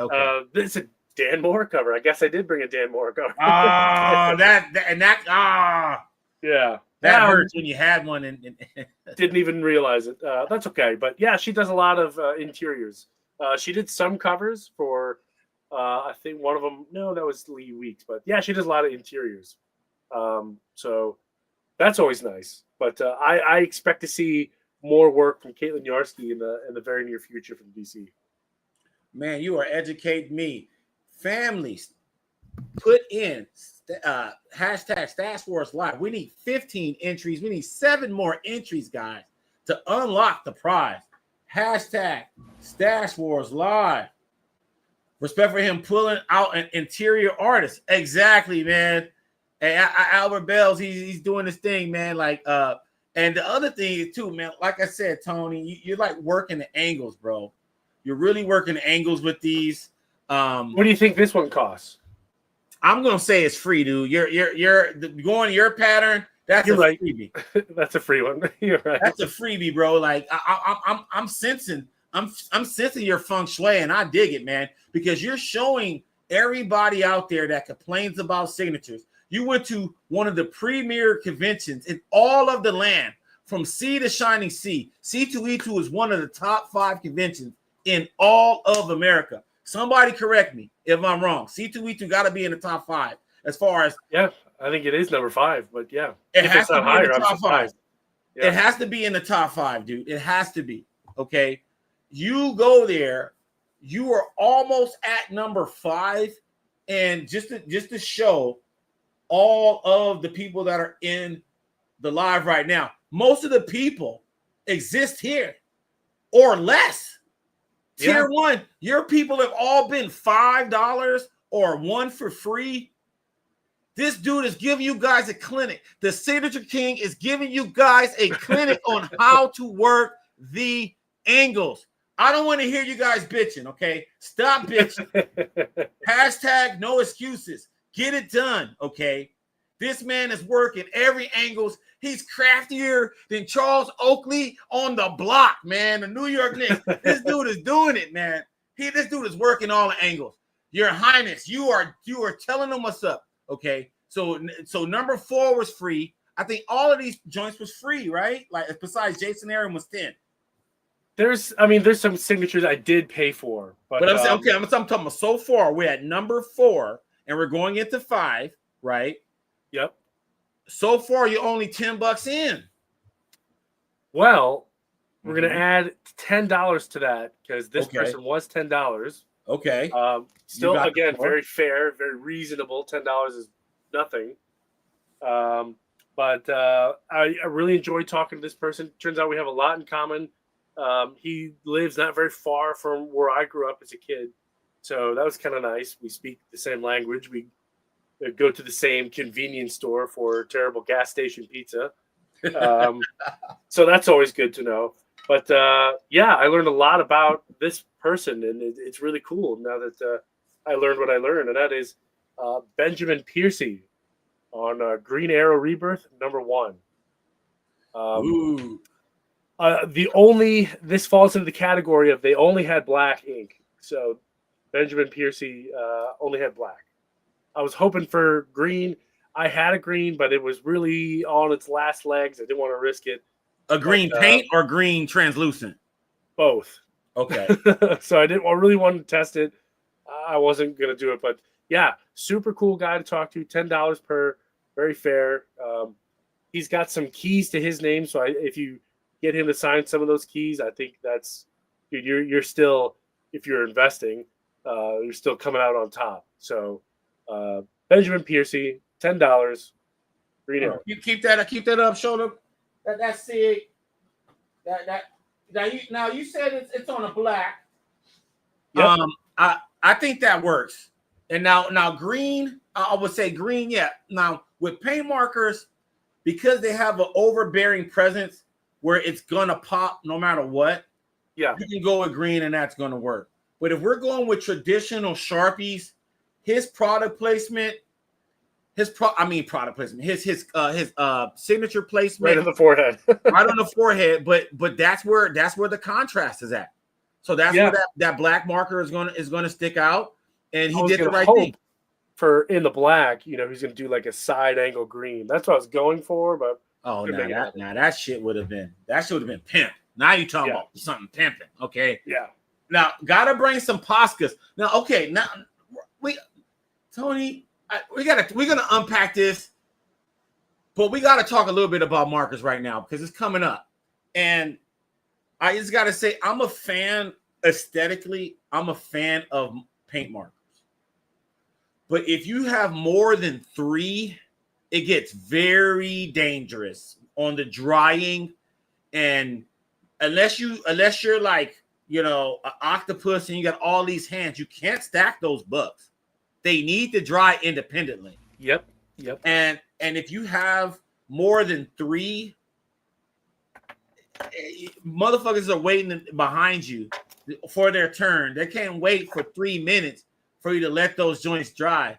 So that's why I gotta say the number 1 marker in all the land is the regular old black Sharpie. And you tell those mofos where to sign it. It's not gonna fade as quickly. Don't get me wrong, my favorite markers really are silver. So silver is my favorite. A juicy silver, boy, silver and gold. Oh my God, give me a silver or gold juicy ass marker. I am happy. I'm giddy. Okay. One of my favorite go-to markers is actually, you know, I like to keep it simple. I got a nice simple paint Sharpie here that's in silver, and it's one of those like super sparkly metallic that's a good ones. So yeah, same thing with gold. I've got like every color in the rainbow. But these are like these are little thicker tip ones. Yeah. These ones are okay if they got a really like big signature, but you know, there's some artists, but now that I know who they are and what their signature is like, there's no way I would ever give them one of these because they like to do that really tiny like signature. So I was like, yeah, no way, I'm not doing that. Now I love this. This is how you know that Albert Bell's here is a Sig Slayer right here, because he says what we know. Silver is risky to me, man. Hell yeah, it's risky. That's why we like it. High risk, high rewards, man. Yes, exactly. It's like, but here's the thing: you stop all time. Okay, you go. If you're paying for a signature, you stop and you say, okay, you give them a book, test that marker. If Neil Adams does it, everybody should do it. Okay, I let them test on the back of the board. You know what I mean? I like them. Yes, that's right here. You know what I mean? Test it and then you go. Test everyone before you go, because book to book things could change, right? It's funny because there are some artists out there that I've run into. They're like, "Oh, you want me to use paint? Okay, let me just practice real quick." Okay, I think I got it down. But you're right. You just can't beat 2 gold and silver Sharpies. Yeah, these are the metallic ones. They got a little bit of shine and gleam to them. Right. So these are my absolutely favorite ones. Yeah, man. But like metallic. You said, it's a big, huge risk, guys, and we know, yeah, silver's the best. Yeah, this is a little scary. Absolutely, and that's what we're saying. And so we want to use it because there's certain books, especially dark covers, just screams for silver. It just screams for a silver, dude. So it's just testing it, being patient. Yep, quality control is down. Exactly. Like, you got to maintain all that. We have 18 people here. Thank you, guys. If you guys are enjoying the content tonight, please smash the like button. We need more likes and comment. Well, you guys can win a prize on your first night tonight here. Please comment. I want you guys to comment. Let me put this here. Hashtag Stash Wars Live to win a prize. We need 7 more entries to unlock the ultimate prize. Okay, if not, we're gonna run the hushes. Okay, we'll run the hushes regardless. But if we hit 15 people, we're gonna run and unlock the peach. Okay, Now, hashtag Stash Wars Live. Ooh, what is it? I've been a victim of infamous smudge when it comes to paint markers. Oh my God. I know, man. Yeah, dude. It's I call them bastards. They're horrible. Like, I wish I don't think I even left. I had some footage of some in this studio, but I left them out. But anyway, going back to Tony. So that was number 4. Now we're on number 5, right? Yeah. This one's a big one. This one's a big one. Okay, big. Okay. Oh, shite. For a number of reasons. One, first time meeting the artist. It's a classic cover, and I'm going to continue this year. And I'm probably going to finish this book this year with artist, writer. I'm excited to see how this one turns out. And it's in great shape, too. So I have high hopes of getting a high grade. And that is Jenny Frison. There we go. That is hot. Again, a super, super nice gal to talk to. Learned a lot about her, the process, what it's like to be, I think she's number 1 right now in the game. She's highly sought after. And then when I knew she was going to be there, I had to grab something. And this was an absolute cover, no-brainer. This is a no-brainer for me. Had to gorgeous. Absolutely gorgeous. Let us know in the comments, man, what y'all think about Jenny Frison, man. Oh, we already got it, man. We already got our first fire emoji. This insanity. Jenny Frison is on top of the game. You're absolutely right. And here's something. I don't know if you knew this, Tony. Here was another layer on why I wanted to be there this year. Jenny Frison had sketch covers available. Did you happen to see? I saw those. I saw them. Yeah. What did they look like in person? The ones that she did, or the blank ones? I mean, obviously the blank ones were blank, but yeah, some of the work that I did see her. I mean, it was just she had some blank cover sketches that she had pre-made that were available. I don't know if they got sold or whatever, but she put them on her Instagram, and I was like, dude. Wow, she had some Wonder Woman sketches. I don't know about that, but she's up there. Very cover. She's definitely up there. They were like she's okay. We were okay last week, Tony. While you were in C2E2, we talked about who is the top artist, and the Stash fam kind of agreed. We all agreed it was Alex Ross and Jim Lee, Tom McFarlane are 2 and 3. But we're talking about artists and artwork and output and demand. Sure, I would say that those are good on your Mount Rushmore. Absolutely. No doubt. I'm talking about people still in the game. Like you said, like Jim Lee and those guys aren't in the game. Like they're not in the game anymore. They come back for a gimmick or two, but that's really it. Yeah. But Alex Ross, he's still in the game. He's like he does. Like he makes sure he puts a cover on one of the hottest comics. Releases every time. So like whether it's Marvel, DC, he's there. And then he always have one of the best booths at a comic book convention, and he's never there and the line is long. What artist can have a long line and not be there? Yeah. Okay, we got to talk about modern variant cover artists. All right, that's next week. We're going to talk about that next week. We will talk about that next week.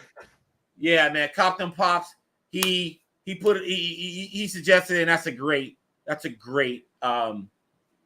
suggestion.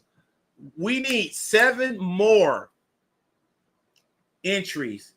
Hashtag Stash Wars Live to win a prize. Okay. Hashtag Stash Wars Live. Okay. We need 7 more. We got 17. All we need is 7 more. Hashtag Stash Wars Live. Okay, so that was number 5, Tony. That was number 5. Yep. Okay. What did I do with it? Where's the prize? It's somewhere here. There it is. There it is. Bam. A Peach Momoko. How many people got a Peach Momoko signature? Peach Momoko on a sick ghostwriter. That's what I like about this. This is like a ghostwriter. Like, you know, she normally does like kind of fantasy soft. This is like aggressive peach momoko. And her line is crazy. Like you can't even get a peach momoko if you wanted to at a show. She was there, and surprisingly, her line was very short. She was there this year. This year? Yeah. Oh, yeah, dude. So they must have calmed down. I walked right up to her. Wow, dude. Every show was have a peach momoko, dude. You can win this tonight. All you got to do is enter Stash Wars Live. We need 7 more entries for you to win this beautiful Peach Momoko cover signed by Peach Momoko. We are chilling with the Signature King tonight, and he is at the halfway point of his C2E2 spoils. He's showing us 10 of his 6. That was 6. I'm sorry. That was number 6. That was number 6. Was number 6. So yeah, so he's just crossed the halfway point with 6, yep. and he's going to do 6 of 10 of some select choices from C2E2. But right now, if you comment #Stash Wars Live, you can win this Peach Momoko signature, and we're giving away Batman 159 Hush Ash Cans as well. And as always, our favorite caller of the night will get a prize as well. It might be the peach, okay? So if we don't get 15, I might give the Peach Momoko to my favorite caller of the night. If I'm feeling generous. But anyway, that was number 6. Yep. Of 10. Now we're at number 7. Number 7, another foil cover. Oh wow. You need your sunglasses, bro. Yeah, right. This one's really bright. So this particular artist, I've been chasing a while. Their line is always crazy long. They're in that comic sketch art. So they sign for like 20 minutes and they leave and come back and pain in the neck. So finally I was able to catch up to this person. They had no line. I was able to just walk right up. And that is Joella Jones. Oh, you saw Joelle? Yeah. Okay. Very nice. Very nice person. Very easy to talk to. It was. I talked to her for like 10 minutes. There's literally nobody in line, which was mind-boggling.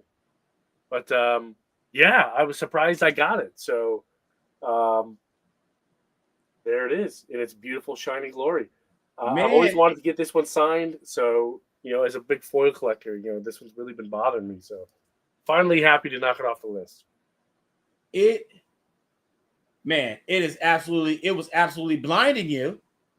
It was absolutely blinding you. The Royal of Foils.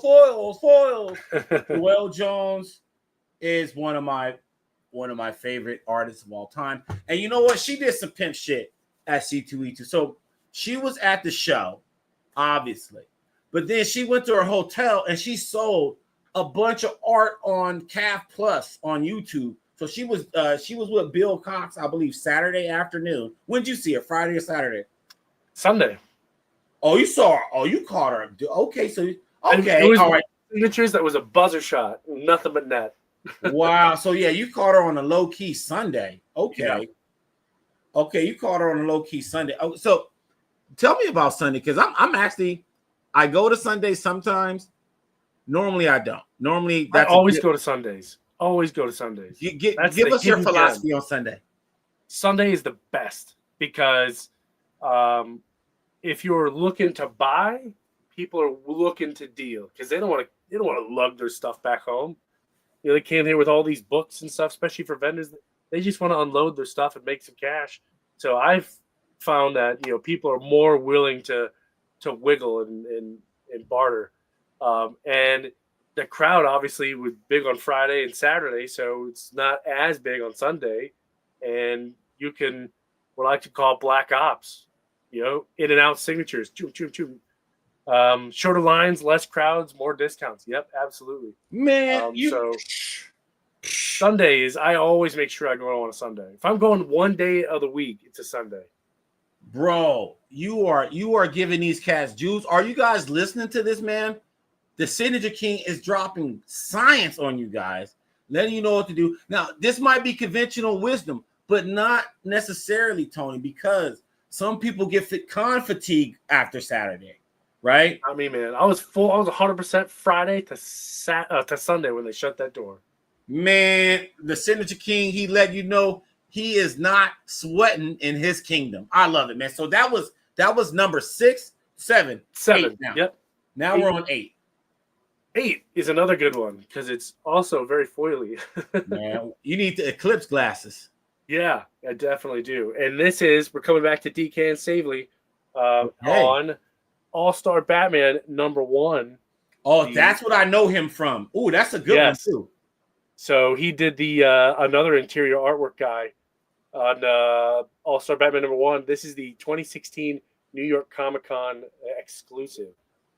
So, yeah, I got nothing negative to say about this guy. Very nice guy. And again, here we're coming back to a nice dark cover with a gold marker. This was just permanent marker that was gold. So looks unbelievable.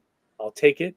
And another one that has just been sitting around in my foils have their own space in their short boxes. So just kind of sitting around, waiting for the right time to get signed. Happy to do it at C2E2. Man, see, you do it right. You even got a special place for your foils.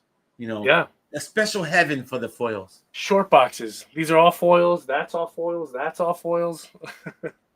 The royal of foils, ladies and gentlemen. So that foil, that's from All-Star Batman, Scott Snyder, JR.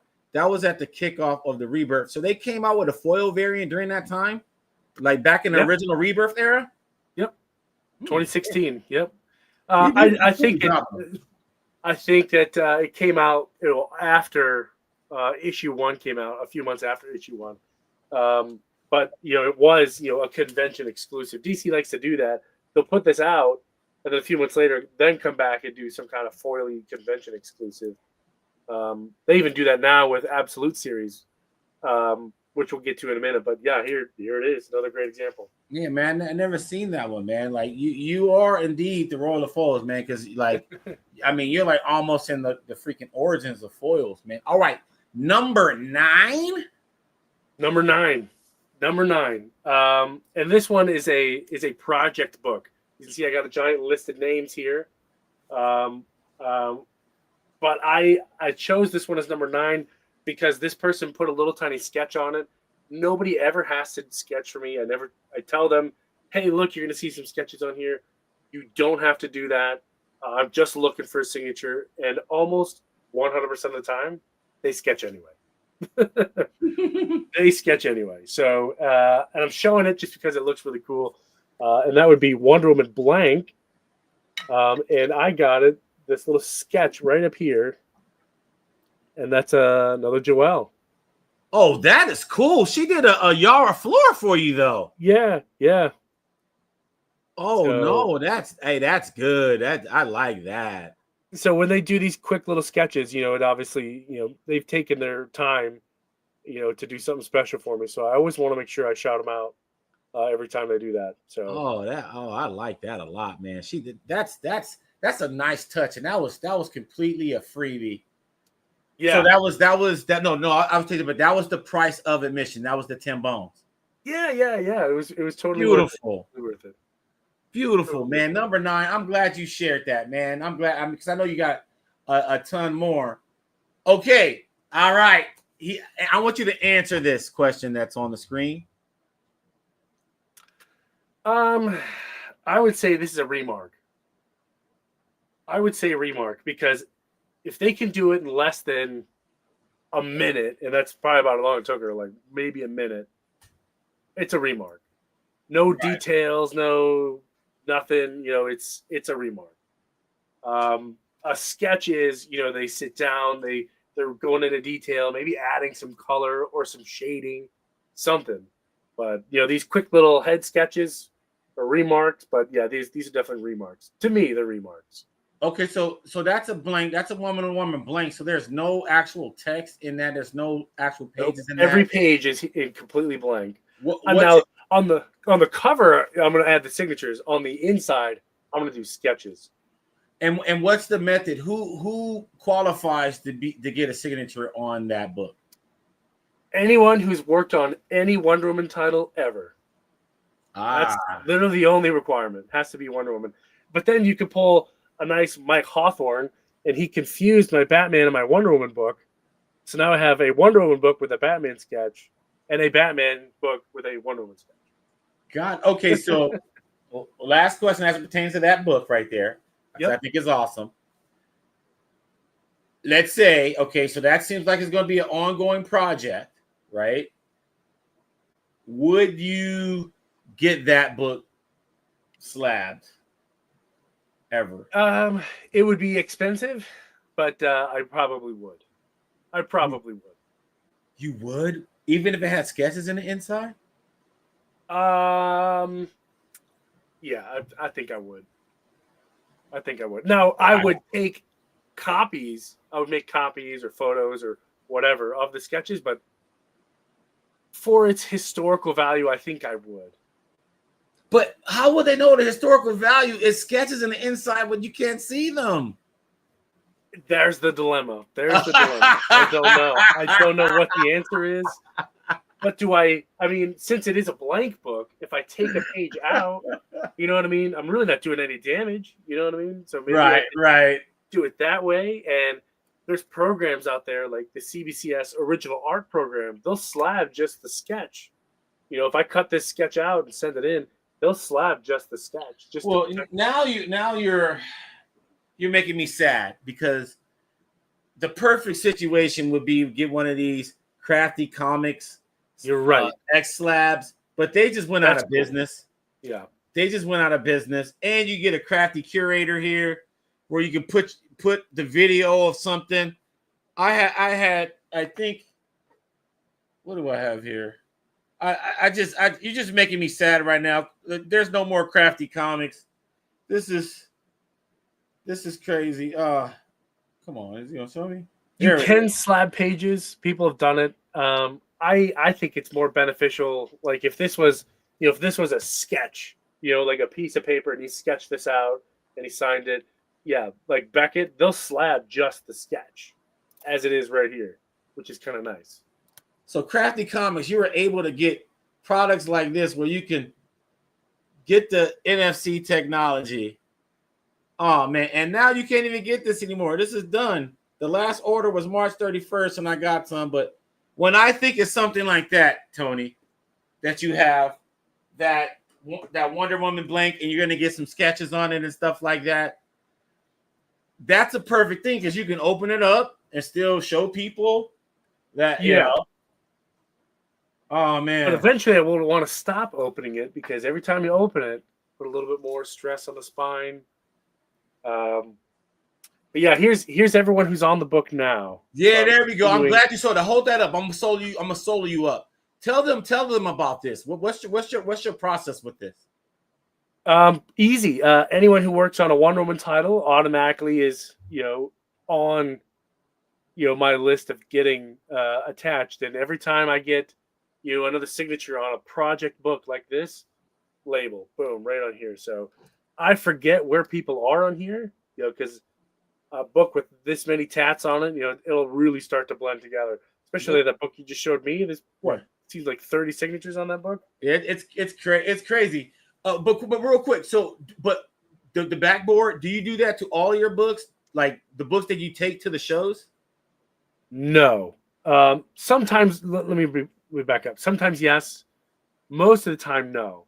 So if I'm taking this book here and I'm getting, maybe an additional 4 or 5 signatures on the outside of the bag, separate from the board, I will put labels on here: Bob, Sally, Joe, Tom, so I know who I'm supposed to get and who I already got. So, yeah, it's an easy process. I like it. So okay, so you have a book like that. Let's say you have a book like an anthology type of book, like an Action 1000, right? And you get one of the variants. Albert Bell's is asking, does that count variant cover artists or just interior cover? You count everybody, right? Like everybody, writers, right? artists, interiors, covers, inkers, letterers. If you work on a Wonder Woman title, this is my Wonder Woman Hall of Fame. Dope, man. Well, I can't. Well, that's going to keep making appearances on Stash Wars Live because it's going to change over time, and so I'm curious to see how that evolves. And so that's fantastic. Okay, so now that's a mission. I've got one for Batman and Superman as well. So doing all three. Yeah, definitely update us, man. Update us on what's going on. Okay, so now we're with your final one, and this is our one-man Stash War. The royal, the signature king went to Chicago C2E2 for the first time, and it seemed like you had a good time. And after this final comment, I want you to give us a letter grade on C2E2. Okay, so I'm about to blow you back up. Number 10. Number 10, another new person I've never met before. So I always like enjoying to meet new and interesting creative people, especially if they work on writers. I don't know why. I always really enjoy talking to writers. Their processes, how they tell a really good story. It's interesting because it changes to everybody. I mean, if you're a good artist, you're a really good artist. I mean, you're just talented. You know what I mean? And I think it's particularly harder on writers because I've heard throughout the industry that artists have just stockpiles of cool art. They're like, oh, this will work great for that story. How about that? Great, I'm done. Look at that. It's awesome. Can't really do that with writers. So they got to write the whole thing. So this is by writer on Peacekeeper Tries Hard, number 1. Writer Kyle Starks. And this is a nice foil as well. So we started with a foil. We're going to end with a foil. So Kyle, is Peacekeeper not Peacemaker? What did I say? Peacemaker. Sorry. I'm about to say that's Peacemaker. Yeah, Peacemaker, number 1. Man, I need glasses. It's shining me through the cameras. Yeah, that's pretty crazy. Talking with Kyle, super cool guy. Love his writing on this book. So it's interesting to talk to him about the process. Black Label storyline, yeah, definitely need some Black Label. So he wrote that. I never heard of him before. Is this your first book of what's his name again? Kyle what? Kyle Starks. This is the first time I met him. First signature I got. First book I got from him. So it's a great one. And as a bonus, we were talking about different types of markers, whatever. He signed this one on the black part of the cover with white paint, a white paint marker, and he did a wonderful job. No smear. No smear, no bastard, no bastards. Hashtag no bastard. Hashtag no bastard. And then I'll tell you what though, I don't know what he did. He's got some kind of quick drying UV lamp. So he signed it. Okay. And he put it under this lamp for like maybe 10 seconds. He pulled it out and he just barely touched it, completely dry. And that's what kind of marker is that? That's a white paint marker? It's white paint marker, yeah. That came 10 seconds, it was done. 10 seconds, it was done. Beautiful. Yeah, man. That is fantastic. Would you like Star Wars to do? I'm getting a Star Wars question. Would you like Keanu Reeves? Will play a great Darth Vader from Keanu Reeves. You know what? I would say no because I'm kind of done with Keanu Reeves. Bring on somebody new for that Darth Raven role. I think he's a great actor, but I don't think a Darth Raven is a good role for him. I'm going to pass. Yeah, give me somebody new. Bring on the new blood. I would say Adam Driver, but he's already Kylo Ren. Kylo Ren, and they blew that. So yeah, on to the next. We're bringing on some new blood though. But anyway, so that was your 10, and you ended it on a foil, but you ended it with Kyle Starks. Kyle Starks. That's a name I never heard of. And here you go.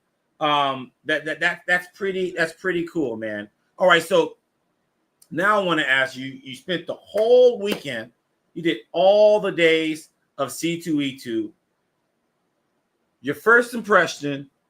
What's the letter grade? A+. A+. Okay. Yeah, there was hiccups and obviously things that can improve. No con is perfect, but maybe it's just me with my naive glasses on, just happy to be around. You know what I mean? But I really enjoyed this convention. I was hanging out with my cousins, my family, who I really enjoy. So they were all 3 days are with me. Yeah, I got to shout out Val for working the Denise Richards line. She's the hero of the con, just a line manager. I think she did a wonderful job. Once the debate got settled, she stuck to her guns, and the line went really smooth. So shout out to Val, working on the back end of C2E2. Everyone did a great job putting on the show. But I would say an area where they could prove on next year is, come on, man.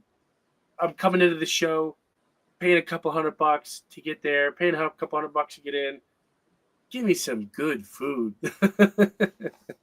Give me some good food. I felt like the food was it tasted like it came out of a microwave.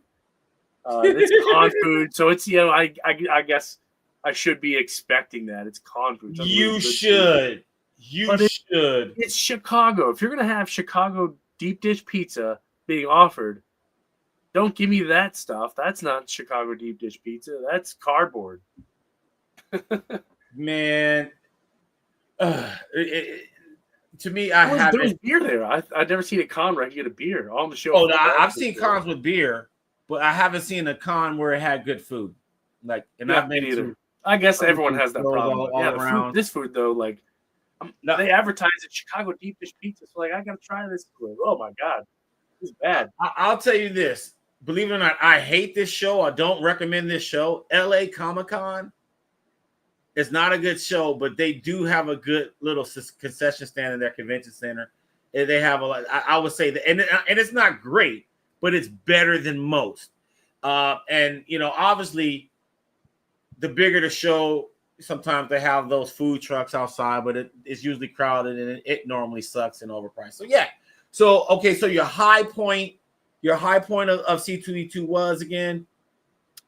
That's tough to tell because every time I got to meet somebody new, I met people on the YouTube community at the show. So it was great to see them for the first time, shake their hand. That was really awesome. Meeting the cast of Starship Troopers, like with my family, who we grew up watching that movie. That's probably number one, but just the whole experience was worth it. I mean, things were easy to find. I never really struggled to find anything. I met some really cool cats in line, especially being stuck at Denise Richards' line. That was really cool. Everyone was so generous because we were miserable. Everyone was miserable in that line. We were letting people, get out of line and hit the latrine and come back. And hey, man, I'm going to go get a pretzel. And people were just sharing snacks back and forth, letting somebody else sit on someone else's stool for a while. It was. That's the things that make the con great. Is showing some courtesy to your fellow collector and your fellow human being. Can turn a bad experience right around real fast, and that's what it did. So, if anyone stuck in the Denise Richards line with me, God bless you. You guys are great. How was the aisle spacing? How was all that? You said that the comic sketch art wasn't done right. Comic sketch art. I don't know who. Maybe it wasn't them, but they shot themselves in the foot and then cut it off, then reattached it and then shot it off again. I don't know what they were thinking, putting everybody, because it was just rows. So you have someone in this row, they have someone in this row, and they face each other. But they put some of the most popular people that they represent right across from each other. So the line's already going to be Tom King, for example. He's a popular guy right now. Mm-hmm. People want to talk to him. His line was insane. Ryan Atlee, same thing. Right across from each other, signing at the same time. Both lines go in the same direction. And it's just a scrum, yeah. And you raise your hand. Hey, raise your hand if you're Tom King line. Yeah, guys way over here. Got guys way over there. Got guys way over there. He was at one point. Tom King had two lines going two different directions because no line knew about the other one. That part was very annoying, but I think that's more of a sketch art problem than their problem. They should at least stagger the times to compensate for that. But whatever, it's fine. We got 29 people, and we need 7 people We need 7 people to unlock the Peach Momoko prize. 7 people. Put in the comments, hashtag Stash Wars Live. Do us all a solid. Do the 8 people that want to get this prize a solid. Use your hashtag. Hashtag Stash Wars Live. That's a little chaotic, but I wouldn't give that an A+. Okay, so all right, so I got to go back real quick, Tony, because Albert here, he asked the question, why is LACC not a great show? Not enough guests. No, it's not that. I just don't like it. It's at some point, we got to stop calling these shows Comic-Cons and call them Entertainment Con, Pop Con. Like Los Angeles is a big city. And people that go to these shows, they're not going to these shows to see comic book talent. Okay. So it's crowded for no reason because there's people there they're not there for the things that I'm there for, and it just creates obstacles. And it's called a Comic-Con. You see what I'm saying? That's the part. It's like the Angels being called Los Angeles when they live in freaking Orange County, right? Don't call it a Comic-Con. That's like, hey man, you're going to Burgerville and they selling you chicken nuggets. It's not it. Like it's crowded, it's overpriced. The price of admission is overpriced, and I would say as far as the talent is concerned, it's mostly all comic sketch art. So all the talent there is almost completely and entirely comic sketch art. When your whole con is dependent on comic sketch art, that's when I'm like, nah. And I'm not even knocking comic sketch art like that, but I'm saying I need variety. I need some flavor. Give me some Scott's Collectibles. Give me some Felix. Give me regular old Artist Alley where you got the OGs there. Give me that. I don't want to see the whole gangster row of comic sketch art and then a couple indie local artists, which are cool. I like that they have their joint, but it's just it's not worth the price of admission unless you're there to see the celebrities and all the stuff that the majority of the people are there to see, which I'm not. So that's why we shouldn't call it a Comic-Con anymore. We should call it something else. It's time that things evolve. And but C2E2 is one of those shows that does a great job of everything. And you have a good, reputable list of talent at the shows. It's always, whenever I look at the list every year. Now, when we reviewed C2E2 early on, and I believe you was on one of these lives. Yeah. It looked pretty scampy. And then week after week, and then next thing you know, it started to get warmer. Yeah. and freaking next thing you know, Dan Mora's there. And you're like, what? Dan Mora's there? So C2E2, if the Signature King given the A+, is an A+. Now, here's the thing, before we move on. Here's the thing that I want to give you credit for, that I want everyone to truly understand.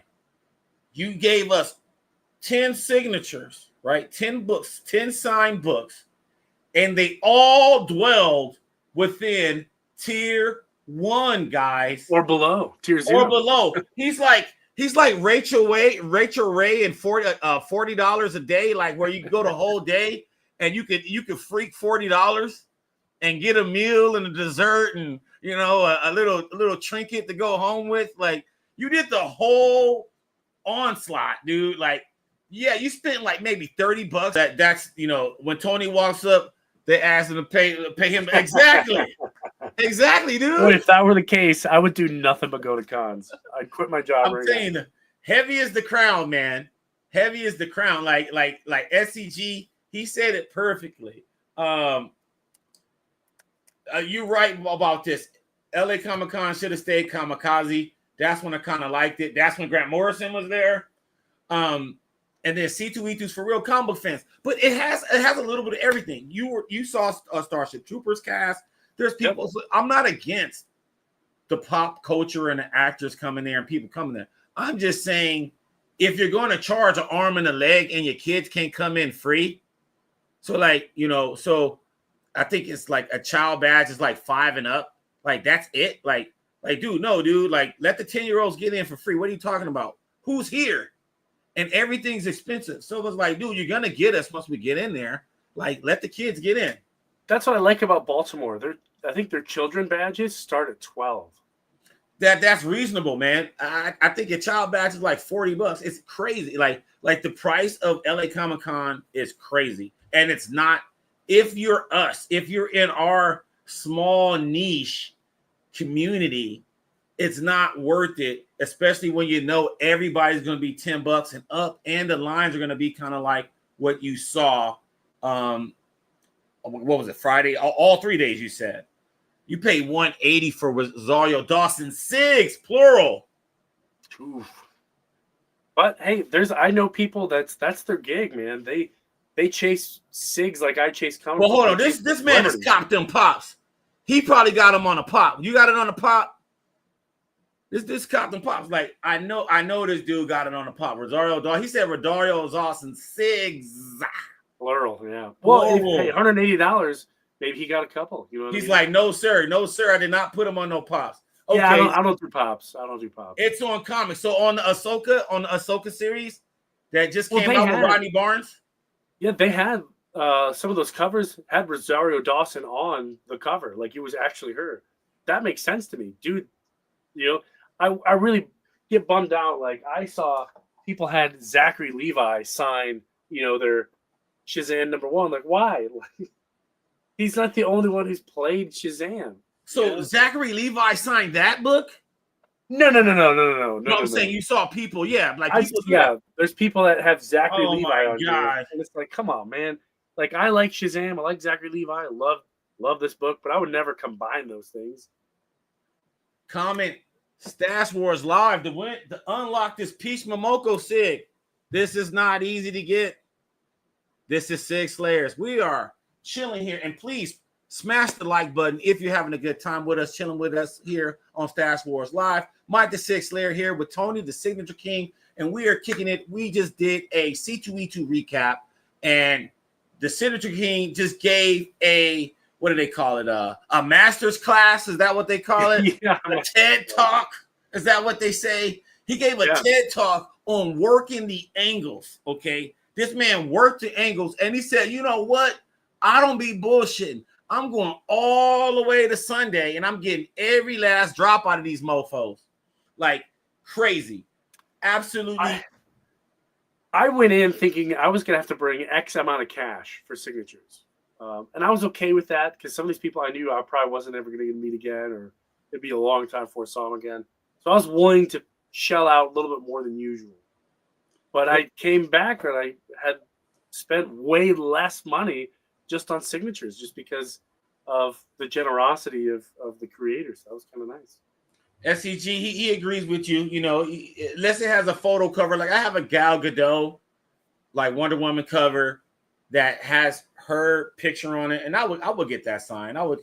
But he said, on my Starship Trooper book, it says at the top, movie adaptation. Yeah, to each their own though. But we come and we try to give you guys some signature advice. We've been doing this for a while, but I just gotta admit, you show 10 books and you spent maybe $30, bro. Like that's magnifique right there. That's magnifique. Trying to think who the most expensive person was. I can't even remember. That wasn't a celebrity. No, that was a comic book person, and I think it was between $5 and $10. And there's so many people that charged $5 to $10. Like, I have no idea. All right, guys, this is your chance. Y'all can win some prizes right now. We will give away a prize to our favorite caller. Call in. I'm about to put the link in the chat.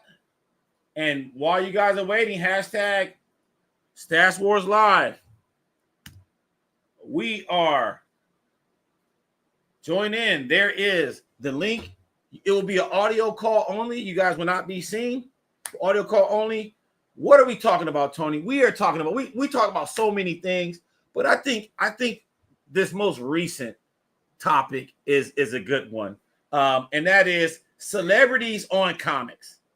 Do we put celebrities on a comic, or do we put a celebrity on a photo coming. And we have a caller here.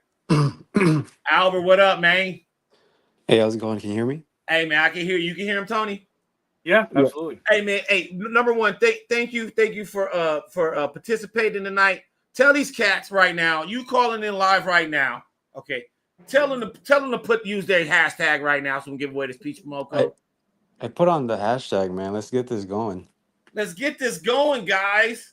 Use your hashtag. We got 27 people in. We need 7 more entries. 7 more entries. You guys can win this Peach Momoko hashtag Stats Wars Live. We got a caller in. We got Albert in, man, and we chilling. So here's my question to you, man, because you are a seasoned vet. Okay.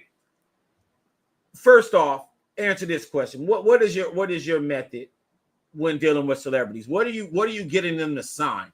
Period. It would probably be a bigger ratio variant book or something that they've worked on, or maybe a photo of them. I don't just do random covers. Smart. Okay, so you don't do random covers. So you a rock like like a photo cover, like for example, Gustin Grant Flash. There's a bunch of Flash. TV. Oh yeah, those are totally okay because his face is on the cover. Yeah, Stephen Amell, like Yeah. there's some Green Arrow joints out there. I'm pretty sure like Paul Rudd got some Ant-Man covers somewhere. So all right. So with that said, all right, we were talking about cons. All right, con quality, and Tony gave C2E2 an A+. You're a seasoned vet, Albert. Let the cats know, let the Stash fam know what's like the criteria for a solid ass show. Parking has to be top notch. I'm from LA, so it's kind of bad, but parking, and I would say what he said, the food selection has to be better, but that's probably because of the organizers that didn't really hire the other boutiques or smaller restaurants to show up. But that's not the con itself. As far as cons go, I agree. I think comic conventions should be about comic books and comic related things, at least trade paperbacks or omnibuses. There's too many conventions that really just focusing on other things that pop culture related, which it's cool, but I think we should keep it relative to the actual title of the convention. All right, so just for levity's sake, what is your favorite non-comic related activity at a show? Non-comic, I would say one of the panels. If they have panels that they like to showcase, like I went to WonderCon recently. I love Jim Lee's and Todd's. Todd McFarlane. Yep. That was probably one of the best panels I've been to ever, to be honest. And you get to know a little bit of background. And sorry, can you repeat the question one more time? I think I have more to say about it. No, yeah, I said your favorite non-comic related thing to do at a show. Panels is a great answer. Panels, non-comic related, I would say talking to people in line, because some of those lines are crazy, and I can't just be on my phone looking, and I'm trying to have some kind of interaction. Although we read comic books, it's cool to talk about the things that we like. We talk about sketches, we talk about trades, we talk about variants, and other con stories. So I think the community is important. Man, fantastic. Albert, man, thank you so much, man. You are the man. I'm giving you one of these ash cans. I already sent you one a prize last week. So my next next round of shipments, you will get this. I already got your stuff, so you don't have to worry. But I got you on this, man. Thank you. And tell these cats once again to put their hashtag on. Jeez. Hey, man, thank you so much, brother. All right, thank you. Peace. All right, man. That was dope. Hey, guys. Well, we got more prizes, man. We got more prizes for another caller. Hit this link. Hit this link in the comments. Join. And we want to know what is your ideal show. And while we're waiting, Tony, before we wrap up, I want to know. I want you to speak a little bit on that because you mentioned a little bit earlier about you meeting people in line. You're in Chicago. You're not from there. Talk about that experience because it seemed like that impacted you as well. It did. I mean, it got a little disorganized when I was in line for waiting for somebody, and I wasn't even that far back, and I was there for over 3 hours waiting. So obviously, I got to know the people around me. Everyone is incredibly courteous, which is surprising. But yeah, Denise Richards took a break, went to lunch, so she'll be back in an hour, even though she was already an hour late showing up. So I was like, geez, come on. But the line manager, Val, hooked everybody up with a number. Says, if you're back within less than 1 hour, I will allow you to use the VIP line. We're going to knock everybody out, and everyone's going to get a free selfie. So I'll take it. Got my free selfie. That's sick. Okay, we got SCG. What up, baby? What's up? What's up, guys? Hey, I've heard of man. him. It's great, man. I'm glad you called in, man. All right. We got the Southern Comic Geek in the house, man. The band is back. We're here. We're here right now. You know, we are what 2/3 of the what do they call the Brotherhood of the Ball or whatever. we are here, loud and proud. Okay, so SCG. All right, you are a seasoned vet as well. You go all over. You're a globetrotter. Give your criteria of a solid show. Guest, obviously, number one. Aisle spacing, or even spacing in general. Yeah, what do you mean by that? Break that down. So, Tony mentioned how some of them were set up at C2E2.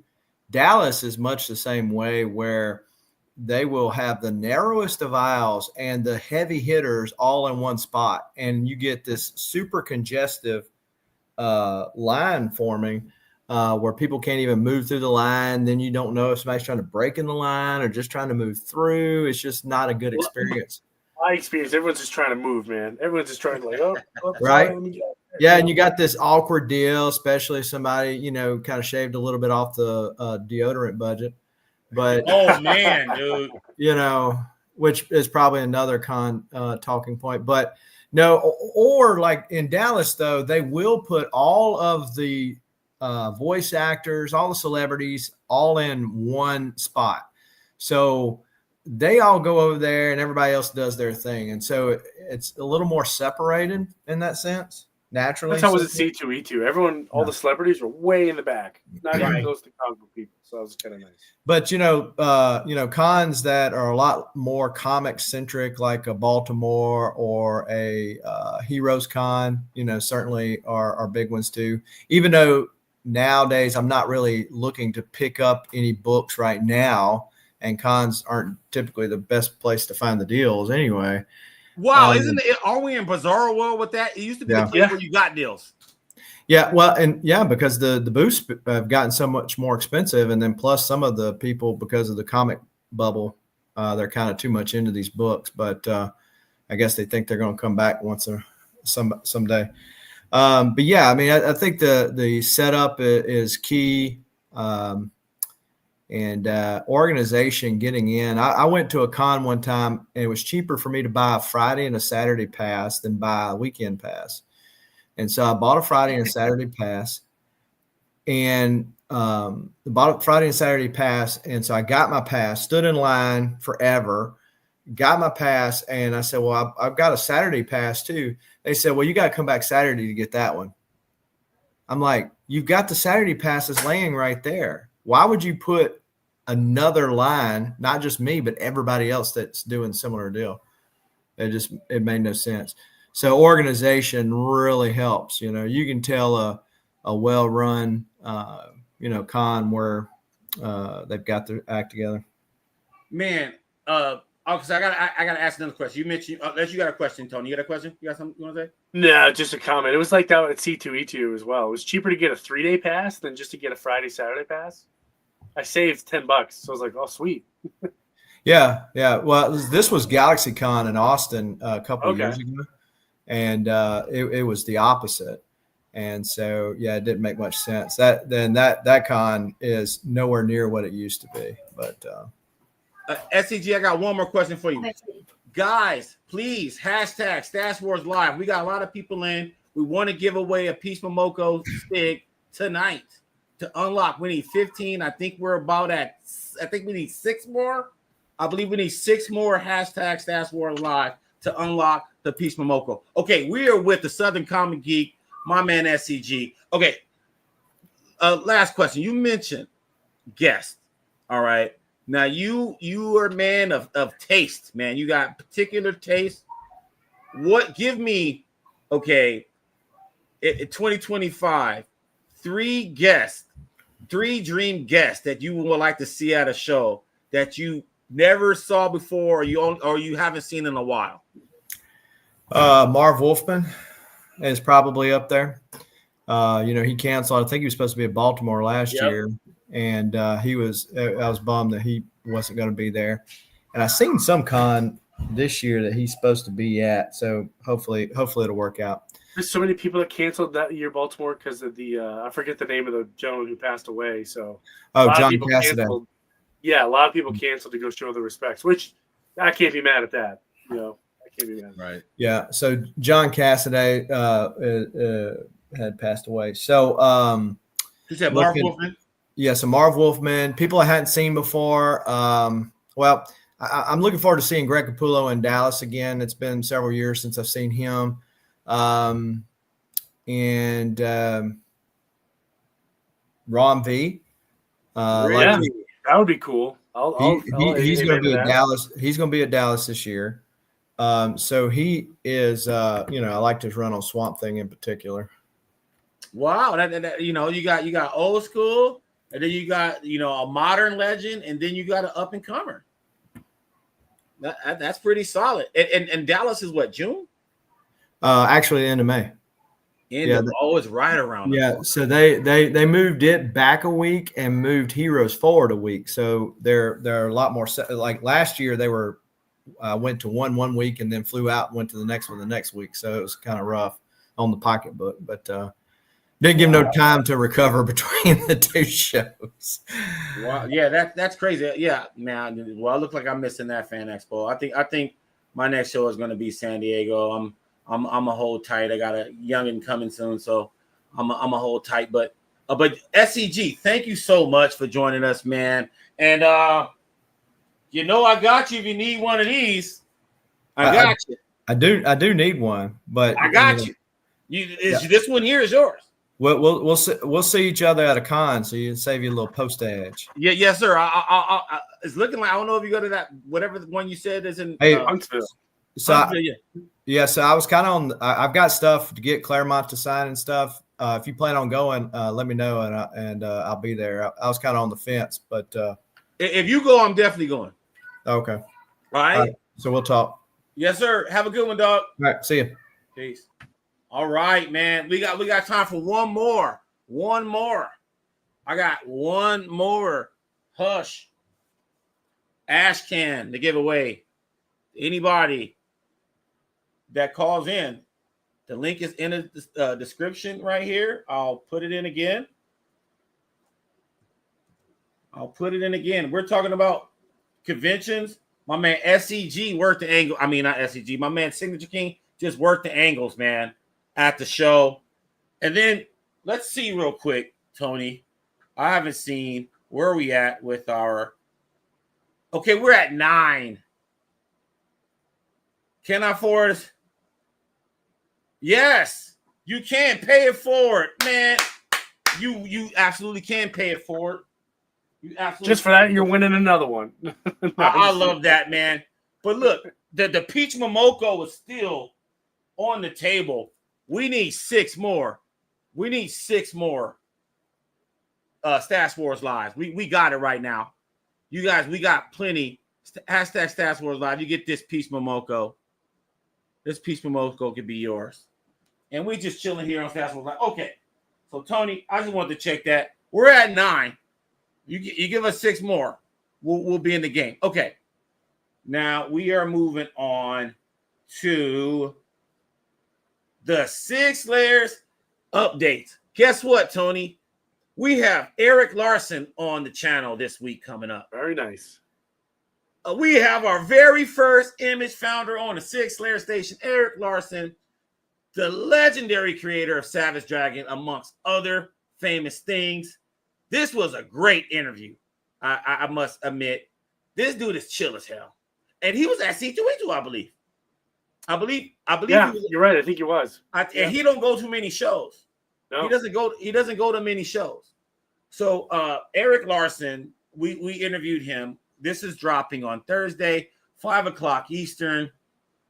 We talk about it all, and just to give you guys just a little morsel, he is one of those people that loves what he does, and it's so infectious. So you definitely want to see this interview because this dude is 100% 10 toes down with Savage Dragon. He loves Savage Dragon.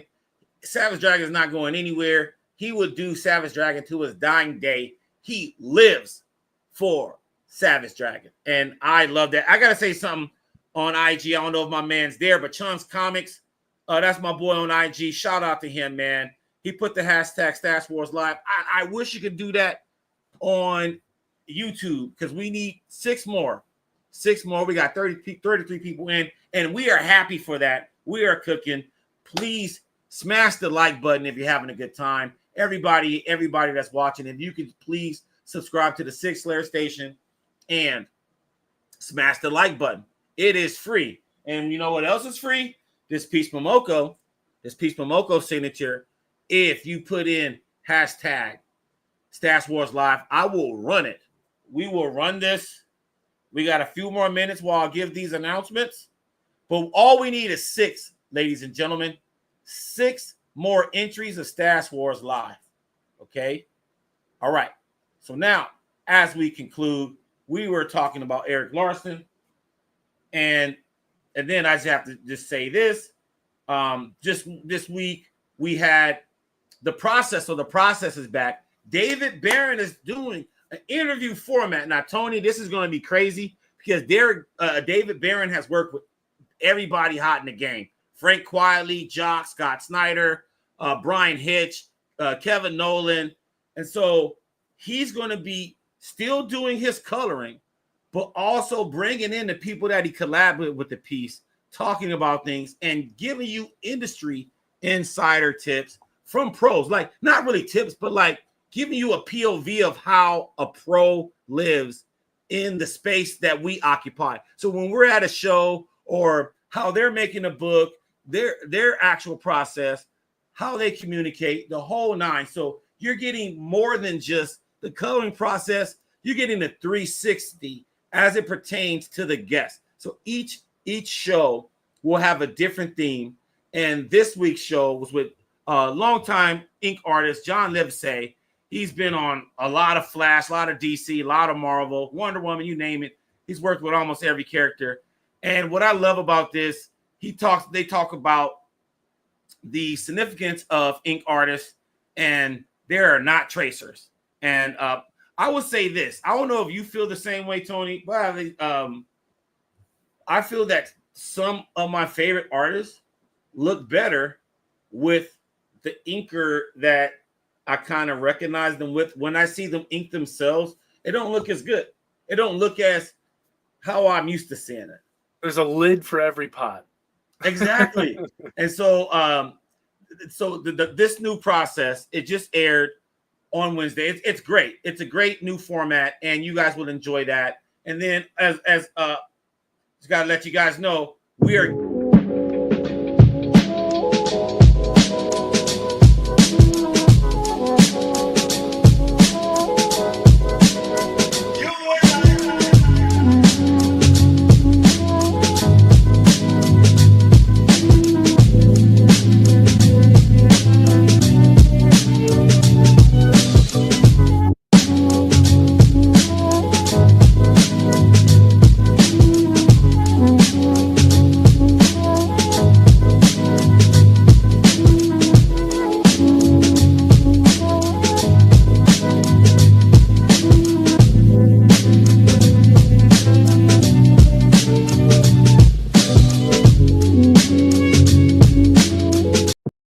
each week, the legend Doug Mankey is collaborating with your boy Mike the Sig Slayer, and we are doing new animations each week, man. Each week. Ooh, this dude's dropping bombs.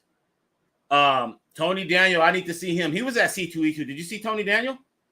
He was on my list of people I just missed.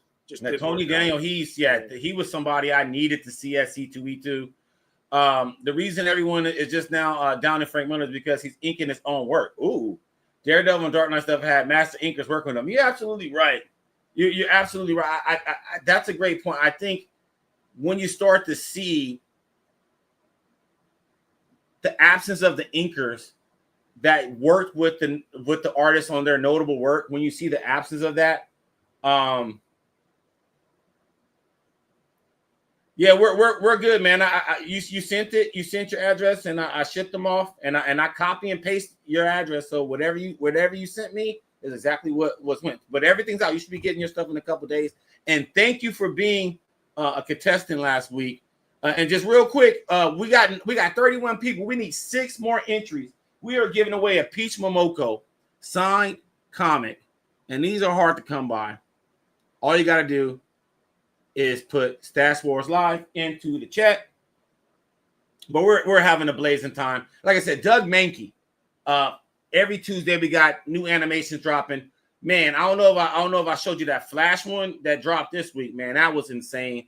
And so basically he sends me the videos. I chop them up, make it look cool, add the music to it. You know, put the little Sig Slayer signature on it, and we're off. But we are going to be working with widescreen. And so that's the thing that's going to take things to the next level, where we're able to do things on a whole higher level as far as production value and stuff. But right now I'm having fun with some of his greatest hits and splicing them up, elongating.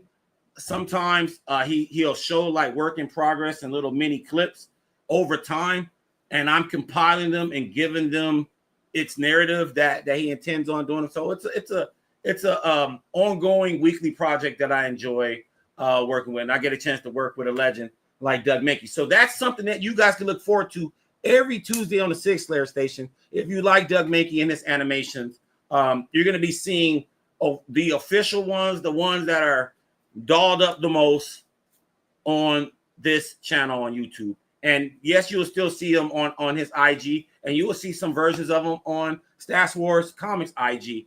But you will see the newest ones each Tuesday on the Sig Slayer station. So I just wanted to say that. And as always, I didn't do Whatnot this Wednesday, but I am doing Whatnot this upcoming Wednesday. Come chill with your boy Sig Slayers on Whatnot, and I am definitely uploading a whole lot of comics tomorrow on eBay. So watch out for that. A lot of signed books and some cool stuff. And then also look into becoming a member to the channel, because we will be doing raffles for members, and we will be giving away sketches from your favorite artists. So you will be getting unique sketches. Some of them might be at your request. So it really will pay to be a member on the Sig Slayer station, because we're working on that now.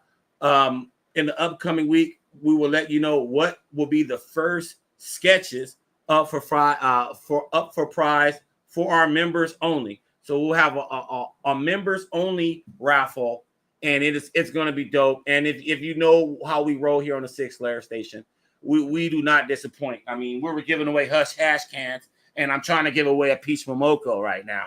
So for Christ's sakes, okay. So the sketches will be dope. And so holler at us if you guys have any questions. I'm on Stash Wars Comics on IG. Holler at my man Tony the Signature King at Signature King on IG. And that is his channel as well. So please subscribe to the Signature King, where I'll let you plug your own channel, my man. Yeah, I got some cool stuff coming up. A lot of C2E2 stuff that drops on Monday, and my giant CBCS order will be here tomorrow. So the CBCS order that you've been waiting for a minute, since like December, be here tomorrow. Okay, Pretty excited. Okay, and so we expect to see some content on your channel based on that, because you've been hyping that up. So I can't wait. I obviously I know what books I sent, but I don't know grades. So I think about maybe doing a live unboxing to see the grades. So Okay, so stay tuned and please subscribe to the Signature King. I know I'm going to watch that joint because I'm curious. I'm curious to see the grade. I'm curious to see if there's going to be some disappointment. But I got a nice hammer for you to crack that slab if you don't like the grade. Just, rage crack. I don't care if it's about the grade. The grade does not bother. Obviously, it'd be cool if they were all 9.8s, but it won't. I'm sure there's at least one 8.0 in there somewhere. You can rage crack it, man. It's okay, man. I'm here for you. I will not shame you. Those other guys will probably make you feel bad for cracking the slab. But here on the Sig Slayers station, we'll say, hey, man, you're doing a good job, and you liberate. I've only cracked one slab, and then to get a signature so I could re-slab it. So, yeah, man. So, hey, guys, please smash the like button. Please take the time to smash the like button. I'm checking right now. We're still at 9. So it's looking like we won't reach our goal. So this will roll over. And the cool thing about it is I still got some hushes. Okay. So we'll give away another hush because my man Albert, he's paying it forward. So we have, and by the way, we got a whole bunch of prizes that we're going to be giving out in upcoming weeks. So this is not going away anytime soon. So we're actually having a meeting just talking about what prizes. So we will have a good time here every Friday on Stash Wars Live. We hope you guys had a good time tonight. We're about to sign off in a second, but as I said before, please subscribe to the channel. Smash the like button right now. Smash the like button later. It doesn't matter to us. Just smash that damn thing. And yes, and please check out all of our other content. Signature King on IG and on YouTube, Sig Slayers on IG, Stash Wars Comics on IG, and then obviously you're watching the Sig Slayers station right now. We have the legend Eric Larson joining us on Thursday. You don't want to miss that. And new animations from Doug Mankey. It might be a Marvel one. We've been doing DC stuff. It might be a Marvel one this next time. So stay tuned to see what we drop on Tuesday. And as well, we'll be back here next Friday on Stash Wars Live. So that's all. Please like and subscribe. I'm Mike speaking for the Signature King. We are out. Peace. Sig Slayers.